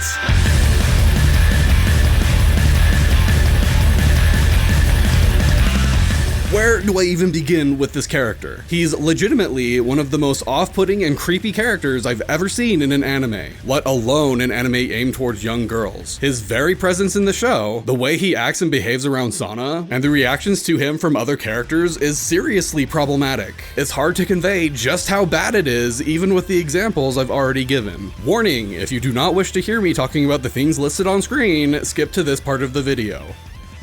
The scene with Takeshi taking Sana to his home and sleeping in the same bed as her is awful and the worst visual example of this. This happens at the end of episode 41, one episode after we were introduced to Takeshi. In the one episode we've known this guy, we have seen less than 3 total minutes of screen time with him. Sana has been working with him for barely any time at all. Without any hesitation, he drops his apparent one-night stand, picks up Sana, and heads straight for his house. Sana's clothes have been changed when we see her waking up, implying that she did not do it herself. When she realizes where she is and who she's with, she immediately assumes that the worst has happened. While watching this for the first time, one could assume that the scene is being used to set up Takeshi as this huge creep to set up a storyline where Sana has to be careful around people, even those she works with. But the scene just moves on as if what had happened was totally normal. They call Rei afterwards, and he's so happy that Sana is okay and has no problem at all that her new coworker took her home with him. He even tells Misako, and she seems unconcerned as well. She does kind of lecture Sana about it later, telling her that what she did was dangerous, but says that she was lucky that it was Takeshi and not some other man they didn't know. Bro, we have known this guy for 1 week tops. When the press gets those photos of them spending time together and the rumors about how their father and daughter go around, Sana tells the press that they aren't related but are actually a couple to mess with them, I guess. Sana is 11 years old. She doesn't know any better. But when the press start asking questions about it to Takeshi, he doesn't deny it at all. He confirms it. No one is grossed out, no one is shocked, and no one is concerned. It's played off as a funny moment. They ask about the age gap, and Takeshi himself says that age doesn't matter when it comes to love. Actually, during this entire thing about the rumors, you never get a straight answer on what it's even here to accomplish story-wise. Sana seems like she's doing it as a joke at first, but it takes shockingly very little time for her to say how much she loves him to her friends. It's never clear on this, and it goes back and forth on whether Sana actually loves him or not before finally deciding that she does. There's even a moment where Takeshi basically confirms to Sana herself that she is his girlfriend. The fact that Takeshi never shoots her down is downright irresponsible, but freaking joking about it to her, assuming he is joking, is just terrible. During a cold night of shooting, Sana brings her body closer to Takeshi to warm up, and instead of pushing her away or creating any kind of distance, he does the same thing back to her. It's played off as a cute scene before moving on. The scene where Sana asks him to hold her is portrayed as a heartwarming moment. There's an entire story thread that happens later when Sana's family can buy a new house again, and she ends up deciding to stay at Takeshi's house unsupervised for an entire week while the house is being built. Like, do you see what I'm getting at here? Whether the intention to do so is there or not, there are some very serious vibes that the show is trying to normalize predatory behavior, and it's downright sickening. The fact that the show does not react appropriately to this serious matter, that it doesn't have any clear messaging that what Takeshi is doing is not okay, is what's problematic here. His creepiness is played off like there's nothing wrong with what he's doing. Her mom is barely concerned about Takeshi's actions, Rei isn't concerned despite basically being her supervisor, Akito doesn't seem to care despite his actions in the second arc towards Rei, all while they know that Takeshi took her unprompted to his home, spent the day with her afterwards, plays along when Sana jokes about them being a couple to the press, invites her to go to various locations that are far away without supervision, and sleeps over at his house while they're waiting for their new mansion to be built. The fact that Takeshi doesn't shut Sana down when it becomes very apparent that she is starting to like him is awful. The fact he encourages this behavior by echoing her words of wanting to spend the rest of her life with him is awful. And as the audience, we just have to sit there and watch in horror as the show acts like there's nothing wrong with what's happening between Sana and Takeshi.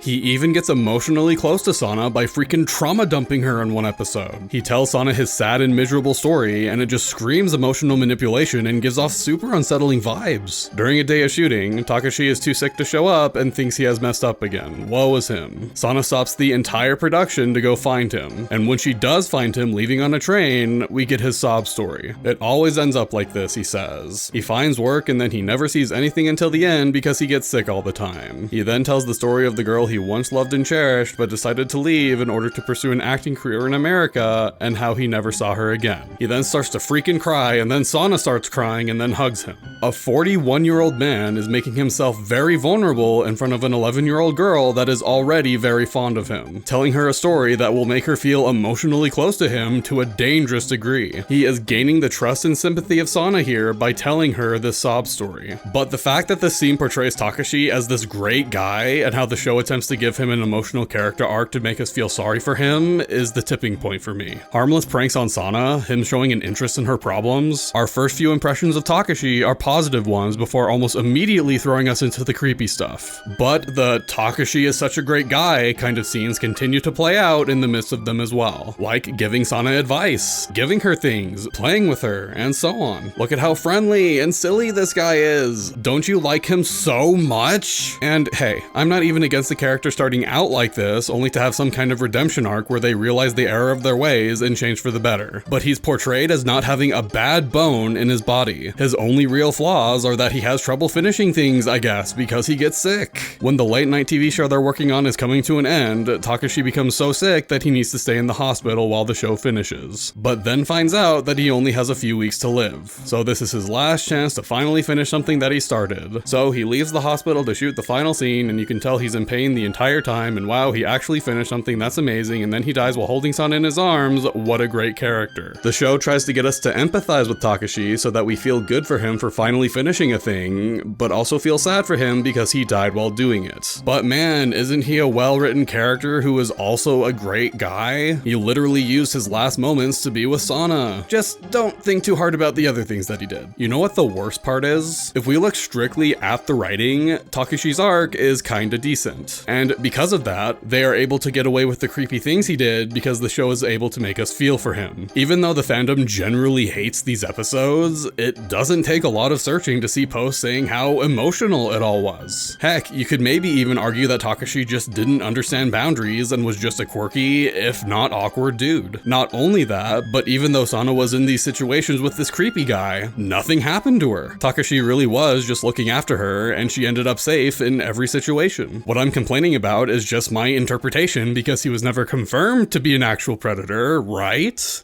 So, here's something I haven't mentioned yet. Takeshi is Sana's real biological father. It's a revelation that was teased and finally revealed to Takeshi and a few other characters near the end of the arc. So not only could you argue the things I just said, but you can now argue that the perceived creepiness was just the closeness that a father has for his daughter.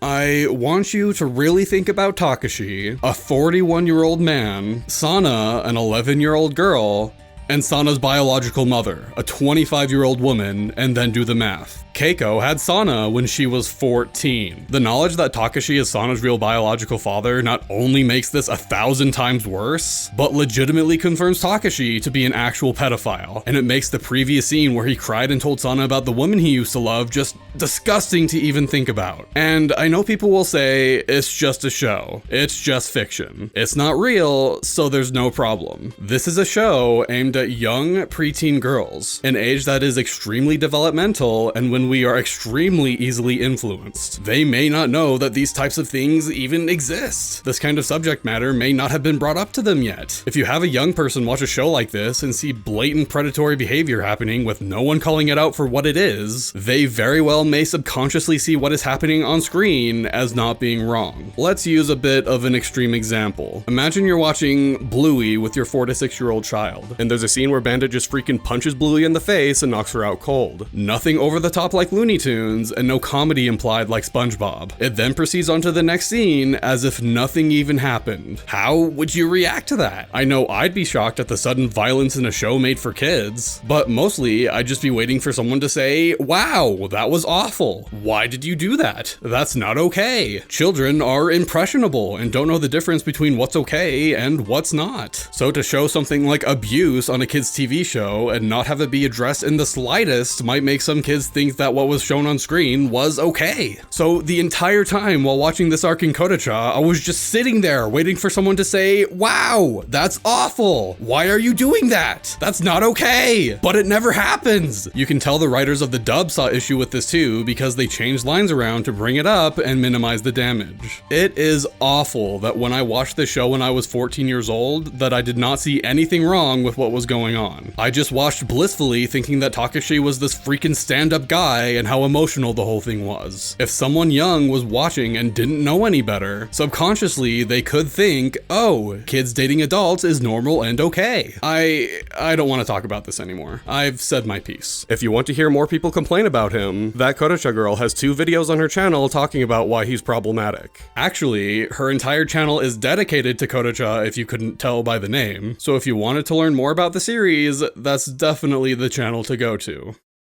Wow, okay. That was exhausting. I'm so full of negative energy right now. That's right! It gets so much better from here! Episode 52 finally arrives and things are back to normal again. The anime finally starts adapting from the manga again and dives into the 4th arc. It only took 32 episodes, but we're finally here! We can finally be happy again! And it picks up as if the filler episodes didn't happen. Sana, Akito, and the rest of the characters are in junior high now. It's a transitional period in their life, and things are about to change. Sana meets a new classmate named Fuka, and they become friends instantly. Akito is surprisingly popular with the girls, but he's still standoffish and ends up being rude to them. Sana and Akito can interact again, and it's actually meaningful, and we can finally see the consequences of Akito's Christmas kiss, as well as Sana's obliviousness to romance. Things are finally progressing! We can finally be happy again. Things are suddenly back to the way they were before. They're following the source material while still adding their own personality to it. But things are a bit different this time. This arc is a lot more serious than previous arcs. The zaniness is still there, but they up the drama and it ends up paying off and you end up at the edge of your seat the entire time. We can finally be happy. It's revealed that Sana isn't actually dense when it comes to romance. She just has trauma from the 2nd arc that makes her unsure if she actually knows what it is or not. The subtlety is back. The themes we talked about before are back. The tight writing is back. It's like things never changed to begin with. We can finally be The stakes are higher than ever before too! Because their actions have consequences now, tension can exist in the show again. Fuka sees Akito's blunt nature and forward nature, and she takes a liking to it. Sana notices and has conflicting feelings, but doesn't know why. She's offered a job to be in a movie with Naozumi, who is suddenly important again and not just in the background. She leaves for 3 months to shoot the movie, and in those 3 months, things change drastically for both Sana and Akito, and you get to see all that happen, and it's engaging, and you can't wait to see what's happening next. We can finally be and things are coherent now, and it's not just one thing randomly leading into another. There are twists and turns that keep you at the edge of your seat, explanation point, and there are no one-off episodes in sight. Every scene is important. You have to pay attention and then get rewarded for doing so. Everything that's shown is relevant, and I know that sounds super obvious, but after dealing with 30 filler episodes, it's something I won't take for granted ever again. We can Everything that's shown is relevant, and I know that sounds super obvious, but after dealing with 30 filler episodes, it's something I won't take for granted ever again. We can finally be happy again.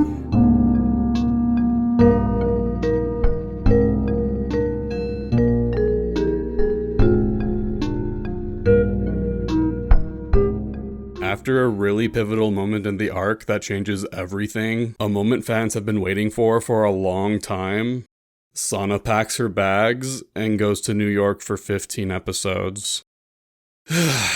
Takeshi's arc was bad because it was problematic. I didn't go over any of the writing after a certain point because the whole Takeshi thing kind of just overshadowed everything. But if you look at it strictly as just a story, it's above average. Definitely has some really stupid moments, but the writing itself is at least decent. The New York arc is one of the worst written things I have ever watched in my entire life. It's not problematic, it's not harmful, it's simply just some of the worst writing I have ever seen. Even with how much I complained about the homeless arc, minus Takeshi, it's golden compared to what's to come. And like, yeah, you guessed it, it's filler again. Of course it's filler. They caught up with the manga, so now something else has to happen. Except now they don't have the luxury of having just ended an arc with everything nicely wrapped up so that they can introduce something new. They caught up with the manga just as one of the biggest moments in the series happens. When tensions are high, revelations come to light, and things are really messy and complicated, and the audience really wants to know what happens next. Their timing could not have been worse. I give the anime a lot of crap, but this is genuinely a tight spot to be in. The audience wants to know what happens next, and wants to know now. But the anime can't give it to them because they don't want to mess with the canon of the series. Much like with what they did with episodes 20 to 51. one. They know what the audience wants to see is the continuation of Sana and Akito's conflict, but with the intense and emotional developments we saw in the last 12 episodes, they absolutely cannot have Akito in the show, or at the very least interacting with Sana. Spoilers ahead, I guess, if you really want to read the manga, which you should. Skip to this point of the video. They caught up to the point in the manga where they mutually confess to each other, but Fuka is in the picture now, and that makes things complicated. So Sana literally runs away from her problems by working as a star full-time. The last scene they were in together had them saying goodbye while the camera did sick 360-degree motions around them. So the dilemma they face now is, how do we make Kodocha good without Akito? Their answer is twofold. Number one, replace Akito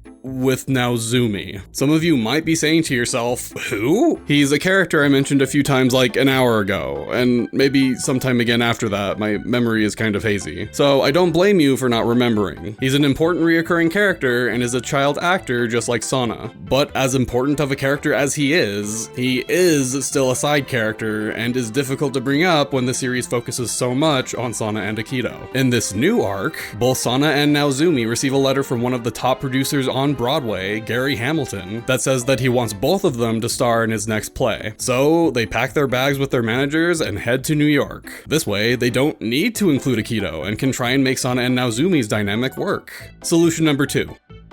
Include Akito anyway. I'm not talking about cutting to Akito in Japan every once in a while to see how he's doing. We don't get that luxury. They came up with another, much more roundabout way of doing it. When they arrive in New York, there's a social event happening at the mansion they'll be staying at. As they navigate their way through the social, Sana sees Akito roaming around. She makes a beeline straight for him, and surprise, it's not actually Akito and coincidentally happens to look exactly like him. His name is Brad, and is definitely not like Akito at all. And before you think they're going to use Brad as a way to mess with Sana's head because she now has to deal with seeing Akito everywhere, or that they're going to use this as an interesting and unique way of having Sana grow as a character, then shame on you, you know better than that. Freaking Brad is literally just here to remind the audience that Akito exists, or to give you some kind of illusion that the show you're watching is still Kodocha. Brad's introduction is when the dread of this arc really sets in. During the start of every episode, Sana introduces all the important characters, including Misako, Rei, Akito, and almost always Babbitt for some reason. But in the New York arc, instead of introducing Akito, she'll introduce Brad. This is when I realized that we're in this for the long haul. They're doing the exact same things they did with episodes 20 to 51. And because of that, a lot of the things that this arc suffers from are things we already discussed in the Homeless arc. I don't want to beat a dead horse, but I also don't want to not talk about some of these things to show how truly awful it is. I won't harp on old discussion points too much, but I do want to highlight some of the things that I thought were hilarious that are specific to this arc before moving on to new territory. Like the Homeless arc, the pacing is awful. It's especially egregious this time around, as it tends to just screw around for most of any given episode and having random inconvenient moments suddenly pushing the plot forward. Gosh, there are so many examples. Which one do I even choose? Like, literally, let's just briefly go over one episode from start to finish to show you what I mean. This episode had a cliffhanger at the end of the previous episode with Sana and Naozumi seeing what they think is a ghost. So naturally, you'll want to watch the next episode to see what that was all about. But just like the Heisei having a crush fake out, this is dwelled on for less than a minute before moving on to something else. They've been in New York for only a day now, and they feel unsafe because their lives have been threatened multiple times. This includes almost being run over by a truck and Naozumi's manager getting food poisoning immediately after taking a bite of Sana's dinner. They start wondering where Mr. Hamilton is since he's the one that invited them there and hasn't shown up yet. They learn that he's in Hollywood working on a big project, and Rei immediately resolves to go to Hollywood himself to go and talk to him like it's the easiest thing in the world.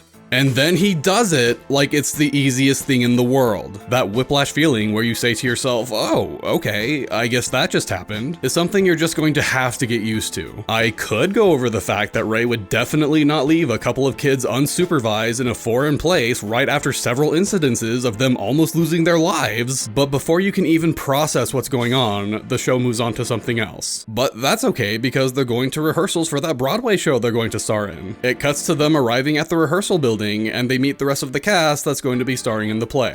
Just kidding, we need to spend an entire 2 minutes on the Studio Ghibli character driving them there, getting a flat tire, fixing it immediately, and then going to rehearsals. The fact that I could just remove this and no one would notice any different sure is cool though. But wait, during that whole thing, we see the supposed ghost wandering around the house again and going into Naozumi's room.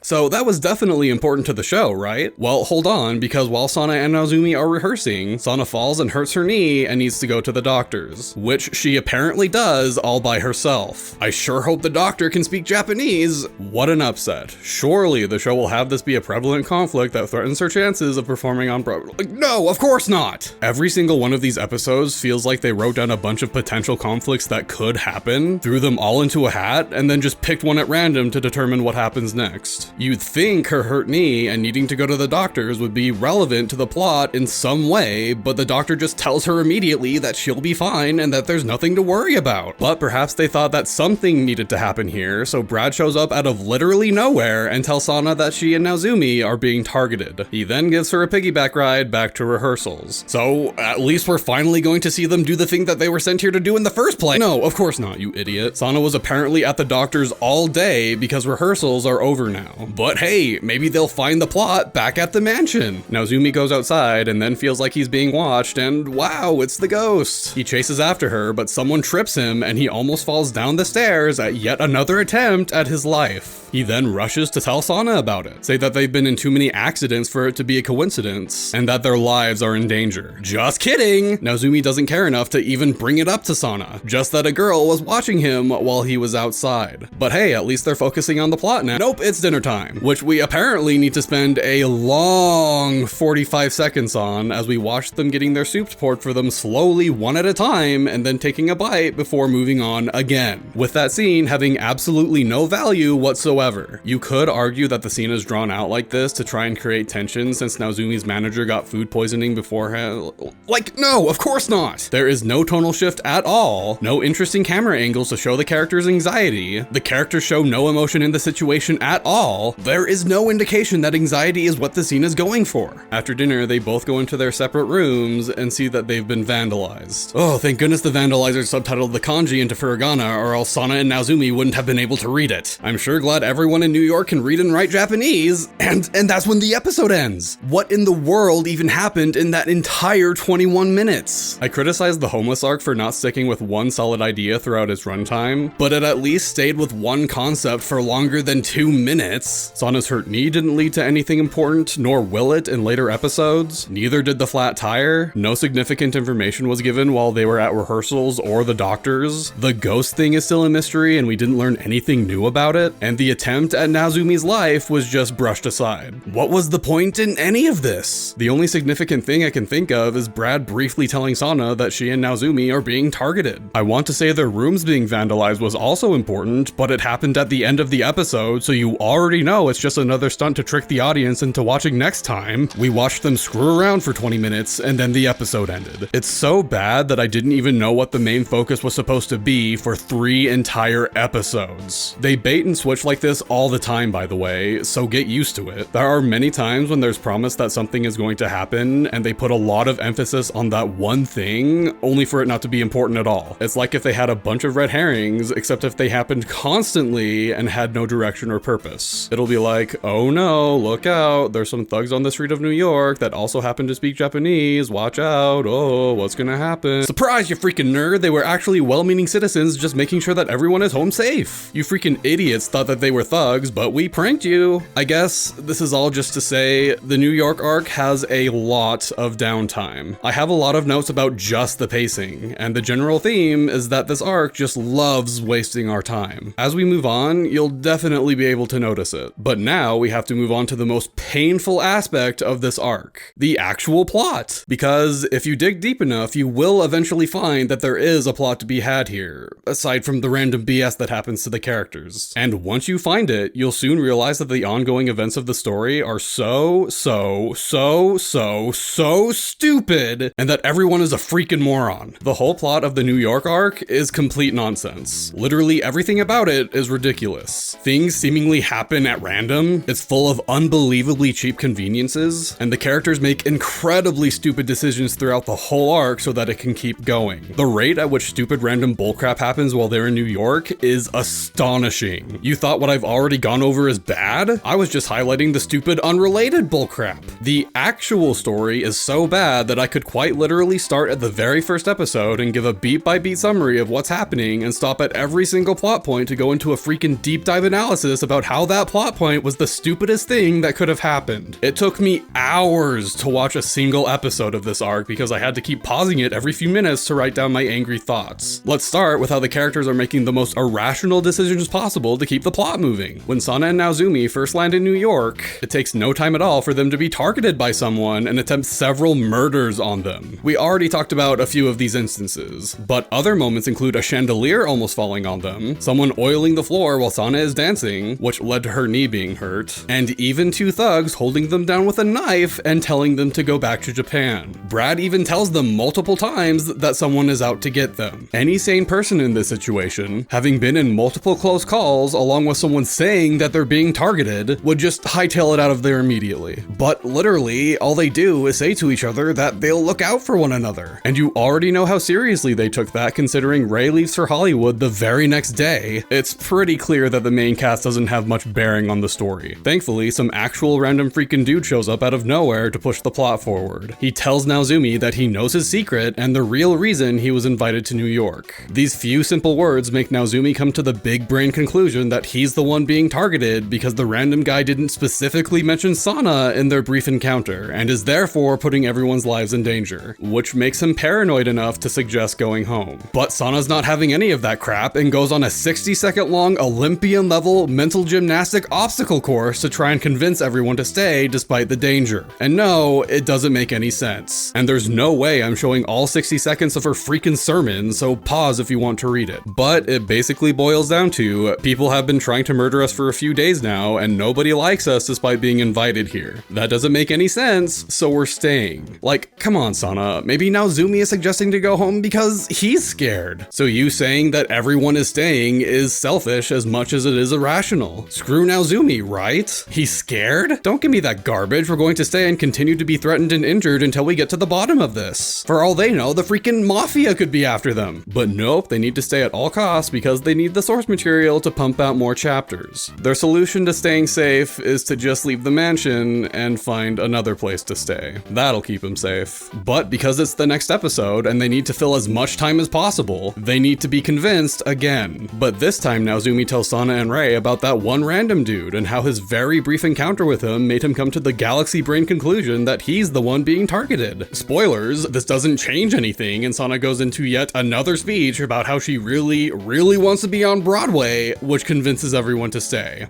Again. Speaking of that random guy though, someone appearing out of nowhere is a common thing that happens in New York, apparently. This magical power New Yorkers have is yet another thing that the show uses to push the plot forward. Someone will very conveniently show up, no matter where the main characters are, to inject themselves into a scene and present new information. Or to at least tease something upcoming. Magic is the only way I can explain it. These chance meetings happen all the freaking time. They'll somehow always just conveniently find each other in the most populated city in America. Actually, now that I think about it, the streets of New York have looked incredibly empty since they got there. It's almost as if they're the only people that live in New York. But anyway, the random guy is supposed to be building up to a reveal later on. But because they want to prolong their being in New York for as long as possible, their chance meetings keep getting interrupted. Tell me everything you know. This is super important because my life is in danger. Yeah, okay, the reason you were invited to New York is because, oops, we were interrupted. Sorry, I absolutely can't tell you this information with other people around because we need you to be in the dark about this for a few more episodes. I hope you understand. We'll eventually see what's up with that random guy, who I will keep referring to as random guy, and you can't stop me. But for now, let's focus on that ghost girl they keep running into. This arc likes to do a lot of planting and payoffs, but they often come off as duds. Take the ghost girl, for example. They've been building her up as this big mystery, and at this point, the audience doesn't know who this girl is, and because this arc likes to screw around with so many other things for so long, I thought that maybe she was an actual ghost at first. After their their rooms get vandalized, the maid and butler start acting weird and vague with Sana and Naozumi, and they start thinking that they can't trust anyone. Sana gets really mad and suddenly shifts her attention to finding the ghost girl because the writers want her to. She is now very determined to get to the bottom of this. And she does. Literally immediately. They run into Mrs. Hamilton and they ask about the ghost girl and she's right there. Well, okay then. Mystery solved, I guess. 3 episodes of wondering who this ghost girl is, and as soon as they start investigating the matter, it's resolved in no time flat. Very unsatisfying after teasing it for so long. Her name is Sissel, and is portrayed to be a sweet, kind, and innocent little girl. So anyway, Naozumi meets his biological birth mother in New York, and yes, it happens just as quickly as I brought it up. Naozumi and Sana come back from rehearsals or something, I don't really remember, and there's no way I'm watching this arc again to check. And they're informed that Naozumi has a guest, and wow, coincidence of all coincidences, his birth mother just so happens to live in New York and also knows Naozumi's exact location. Although, I guess that's not too wild to think about when you consider that they're the only people who live in New York, and maybe even the entire world. How else do you explain Sana being able to meet her birth mother and birth father on separate occurrences, and then have Naozumi not only meet his birth mother in New York, but as we'll come to find out later, meet his birth father as well, since that ends up being Mr. Hamilton. Spoilers, I guess. I literally don't care. Her name is Yuko, and she's a very emotional woman, and is so happy that she gets to see Naozumi again after all these years, and how much she loves him, and it seems really manipulative and fake. Which I would actually praise the show for, since it can be engaging to think about a character's real intentions, and then feel like a genius when it's revealed that you were right. But the show yanks away any fun you could have had with that train of thought by revealing that she's evil that same episode. The very next scene she's in. She's random guy's girlfriend. That's what his scenes with Naozumi were all about. During their chance meetings, he was trying to tell Naozumi that his mom was going to use him for her own gain, which I guess was impossible to say with other people around considering all their chance meetings were interrupted. We even see him later running into Mr. Hamilton on the road because they're the only people who live in New York to tell him that they need to stop Yuko's evil plan. Even though he apparently had literally every single opportunity to since the beginning of this arc.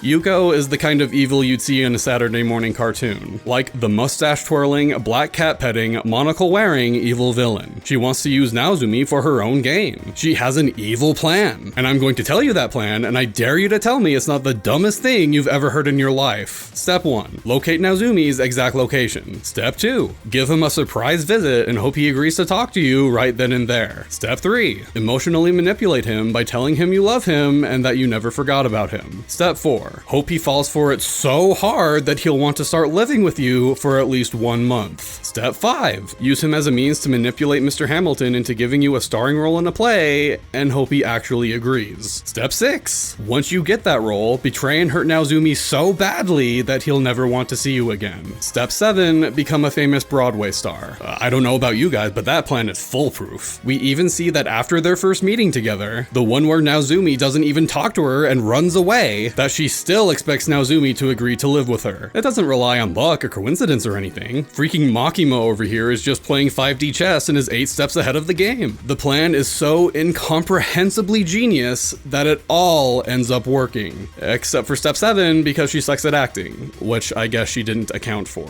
It's even dumber than Misako's plan from the 3rd arc that I talked about forever ago. She and Misako must have met up one day to discuss how to come up with the most egregiously implausible plans possible. And I wouldn't even doubt that happening. All Misako would have to do is travel to New York once. The possibility of accidentally bumping into her is astronomical since they're the only people who live in New York. With Sissel and Yuko now introduced, they now have the stage set to completely assassinate Naozumi's character. While the main cast have been acting very out of character since coming to New York, when the story starts focusing more on Naozumi, he just completely betrays himself, what he stands for, and any established traits that are essential to his character. I haven't talked in depth about Naozumi himself because I didn't really think it was necessary to bring up, but in the source material, we learned that he's kind, yet strong-willed. He has a similar story to Sana's, not knowing who his birth parents are, and was brought up in an orphanage. His whole freaking backstory is that when he was young, he did want a mother and father, but the lady that watches over the orphanage tells him about Sana and how strong she is despite having the same background. He's really looked up to Sana since then, and has grown to love the orphanage as his own family, seeing the lady that owns the orphanage as a surrogate mother. He has very strong feelings about that orphanage, and has even told Sana that he has no desire to meet his birth family. So, after their first meeting together, Naozumi acts like how you'd expect him to act when meeting his birth mother out of the blue like this, disregarding it in some way. He just leaves without saying a word. Even though it does end up bothering him, he tells Sana about it later, tells her what happened, and how he doesn't need a mom, and that he's happy with the way his life is right now. The next episode, he changes his mind and tells Sana he wants to talk to his birth mom.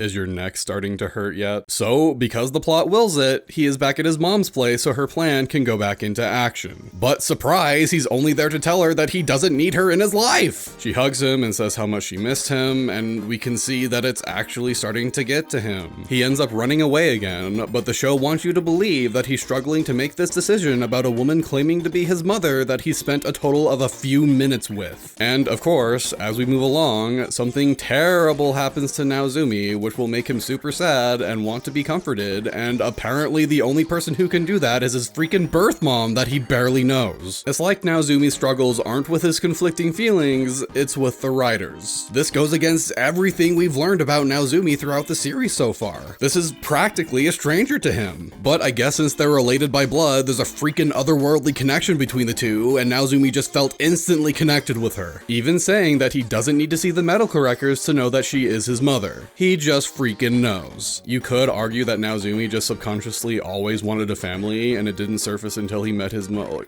Like, no, of course not! Why do I have to keep making up scenarios in my head where this makes sense? Not only do we know that in hindsight after the manga finished and nothing of the sort happened to Naozumi at all, meaning it was never the author's intent for that to happen, but even if you wanted to change that for the anime, nothing was ever hinted at or implied any time we saw Naozumi. And they had the perfect opportunity to during the third arc. The one about Sana's birth mother, and he just didn't give a crap. That's like his whole thing. He even publicly announced that he was an orphan like Sana so that the press would leave her alone. He's a strong and capable person despite growing up in an orphanage and takes pride in that. But for the sake of the arc, he has to struggle with his feelings here. He maybe always wanted a mom deep down, perhaps. Just read in between the lines, you idiot. He's always felt this way, maybe. You just didn't pick up on the subtle clues. Now that he's met his mother, there's something inside of him that wants to stay with her despite everything he said in the past.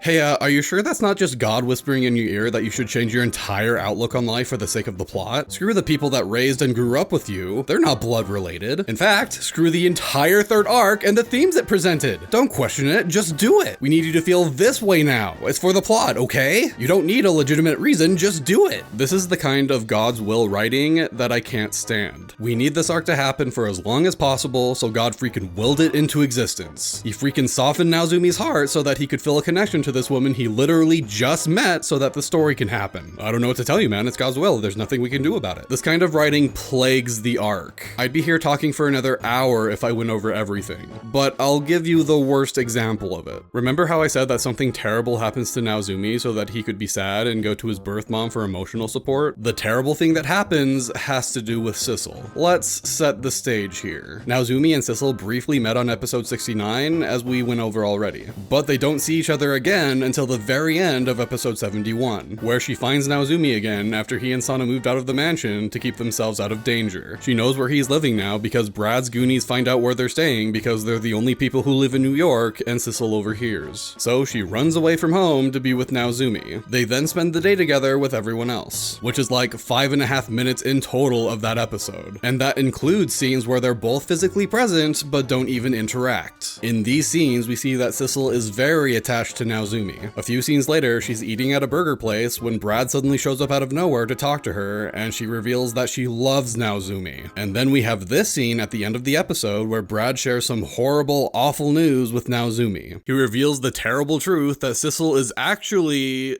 his biological sister. Oh. Okay.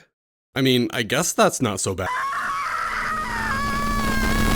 Naozumi not only has to feel sad here, he has to be absolutely devastated by this news. It's important to the plot because while he's in emotional ruin, he goes to his mother for comfort, which needs to happen so that they can form a closer relationship so Yuko's stupid plan can succeed. Naozumi, frankly, has absolutely no reason to feel this way at all. Like, even if you wanted to have him have mixed feelings about meeting his birth family, this reaction is just way too over the top for something like this. Nothing we've seen of Naozumi in this arc justifies his reaction being this strong, to the point where I still don't know why he's reacting this way. Does the show want us to believe that simply meeting his family is a traumatizing event because he grew up in an orphanage? Why didn't he react this way to meeting his birth mother then? Maybe he feels sorry for Sissel since it's pretty obvious that she likes him? Or maybe he's acting this way because he fell in love with Sissel and now he has to deal with having feelings for his sister, maybe? Well, no. Although we have established that Sissel likes Naozumi, the same cannot be said for Naozumi. In fact, it's been established for a long time that he likes Sana. So even if you want to make the far-reaching claim that Naozumi somehow also fell for Sissel in the day they spent together, that is shut down immediately by Naozumi already having feelings for Sana. Which you can't say that he fell out of love with her in the course of their time in New York because, guess what? They get together this arc! They make it official! Naozumi is so freaking sad that he and Sana have a moment together where they bond and then they start dating, which is just absurd and frustrating in so many other different ways, but confirms that Naozumi still likes Sana. So why does Naozumi react so strongly to this news? God willed it into existence, and so it shall be. I could accept mild shock because it confirms that Gary is his father, who he has also spent very little time with so far, but it doesn't focus on that. It's literally, oh no, Sissel is my sister, not Sissel. Why did it have to be Sissel? That's a fate worse than death. And I guess they figure that Sissel's reaction to this news has to be a lot stronger since she actually liked Naozumi, so she tries to kill herself, which makes her parents search for her and find her immediately on top of the building because they're the only people who live in New York, but then the show slaps you across the face because it wasn't actually Sissel, the person just looked a lot like her, and then as they continue to look for her, they start saving random people who they mistake for Sissel because now suddenly everyone lives in New York, and this lasts for an entire 10 minutes before slapping you across the face again by revealing that Sissel wasn't actually suicidal, she just went back to the apartment so she could be sad, and this was just another way to create fake tension so that we could waste a bunch of time.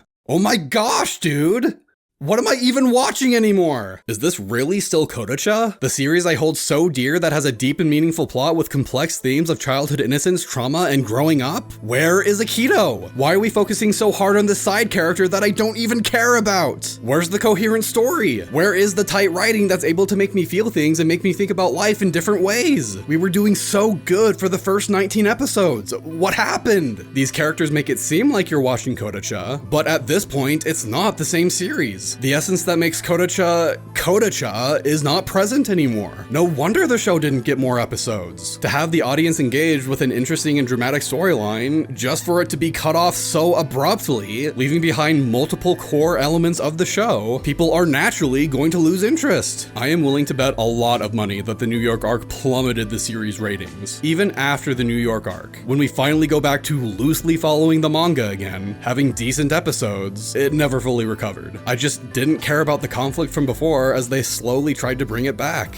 Their decision to have Sana and Naozumi as a couple meant that they couldn't follow the manga like they could before. Just little parts here and there. So it never got to the really powerful moments from the manga. And to make matters worse, in the last 10 or so episodes, they just do the same thing they've been doing for the entire run of the anime, throwing more filler at us. They never leave the realm of filler after the New York arc ends. And because of that, I confess that I never fully finished the anime. I had just had enough at this point and didn't want to sit through even more filler, even if it was only for 10 more episodes. I skipped to the end to see how it concluded and left it at that. It's a freaking tragedy that this anime was so good only for it to fall off so hard for so long. What's even more tragic is that they somehow got themselves back onto their feet, came back even stronger than ever, only to crash and burn even harder with the New York arc. It's really depressing to think about. We were so close to having a unique adaptation that had its own identity while still doing the manga justice. The people in charge of the anime clearly have a special talent for adding their own flavor to an existing property. But somehow, when there isn't anything to go off of, things fell apart very quickly for them.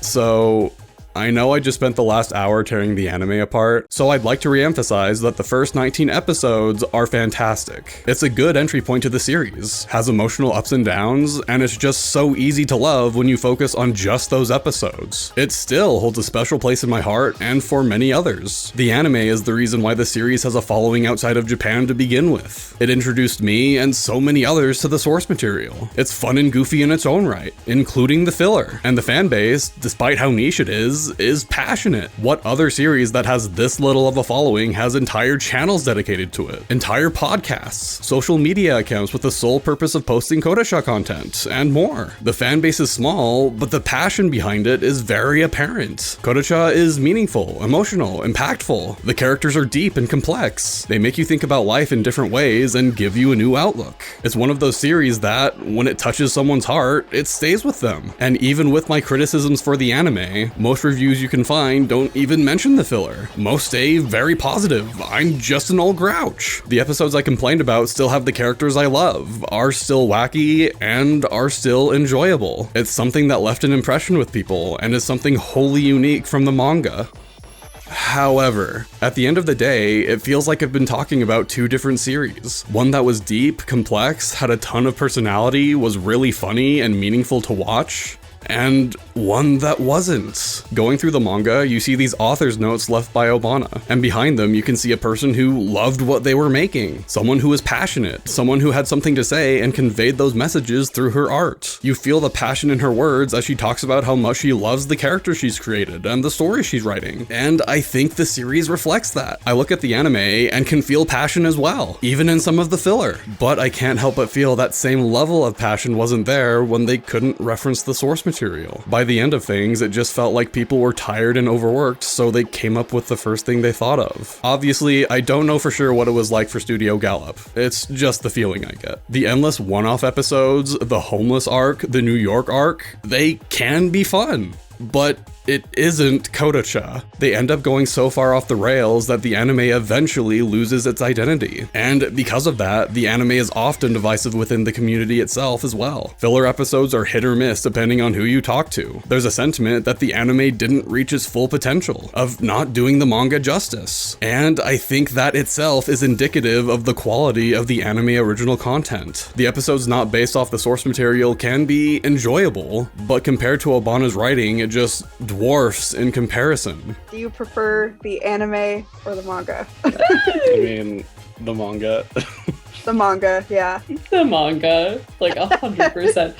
I often feel like that's an unpopular opinion, you know? Like there are so many, well, especially in like our server, for instance, there's a lot of anime onlys, you know, just from an engagement standpoint for Daily Kodocha, screenshots from the anime always do better than scans from the mangas. Bro, what the heck? The manga is, like, the manga changed my life. What the heck? I know! Yeah! This is how I feel! Simply put, Kodocha is best experienced through the manga, but with a massive asterisk. The anime is capable of great things and is a great starting point for the series, as long as you know when to switch off to the manga. But the fact that we need to do that at all only means one thing. Kodocha needs another anime adaptation. It would spark interest in the series again since anime is so popular in the West now, with many people eagerly awaiting each season of new shows. If this theoretical adaptation were of the same quality as the manga, I think it would have a good chance at finding a new audience. An audience that perhaps would benefit from the messages and themes contained within it. I don't know, man. Kodocha is just one of my favorite things. If this video accomplishes anything, I want it to be more people going out and reading the manga. I don't know if I could ever look at Kodocha without that teenage bias of mine, but I'd like to think that it's a series that can have an impact on anyone that reads it. The themes it tackles about life and death, the will to live, childhood innocence, all of them are handled so well. Again, I purposely didn't go into much detail about the manga past volume 1 because I do hope people are curious enough to go out and read it. Because,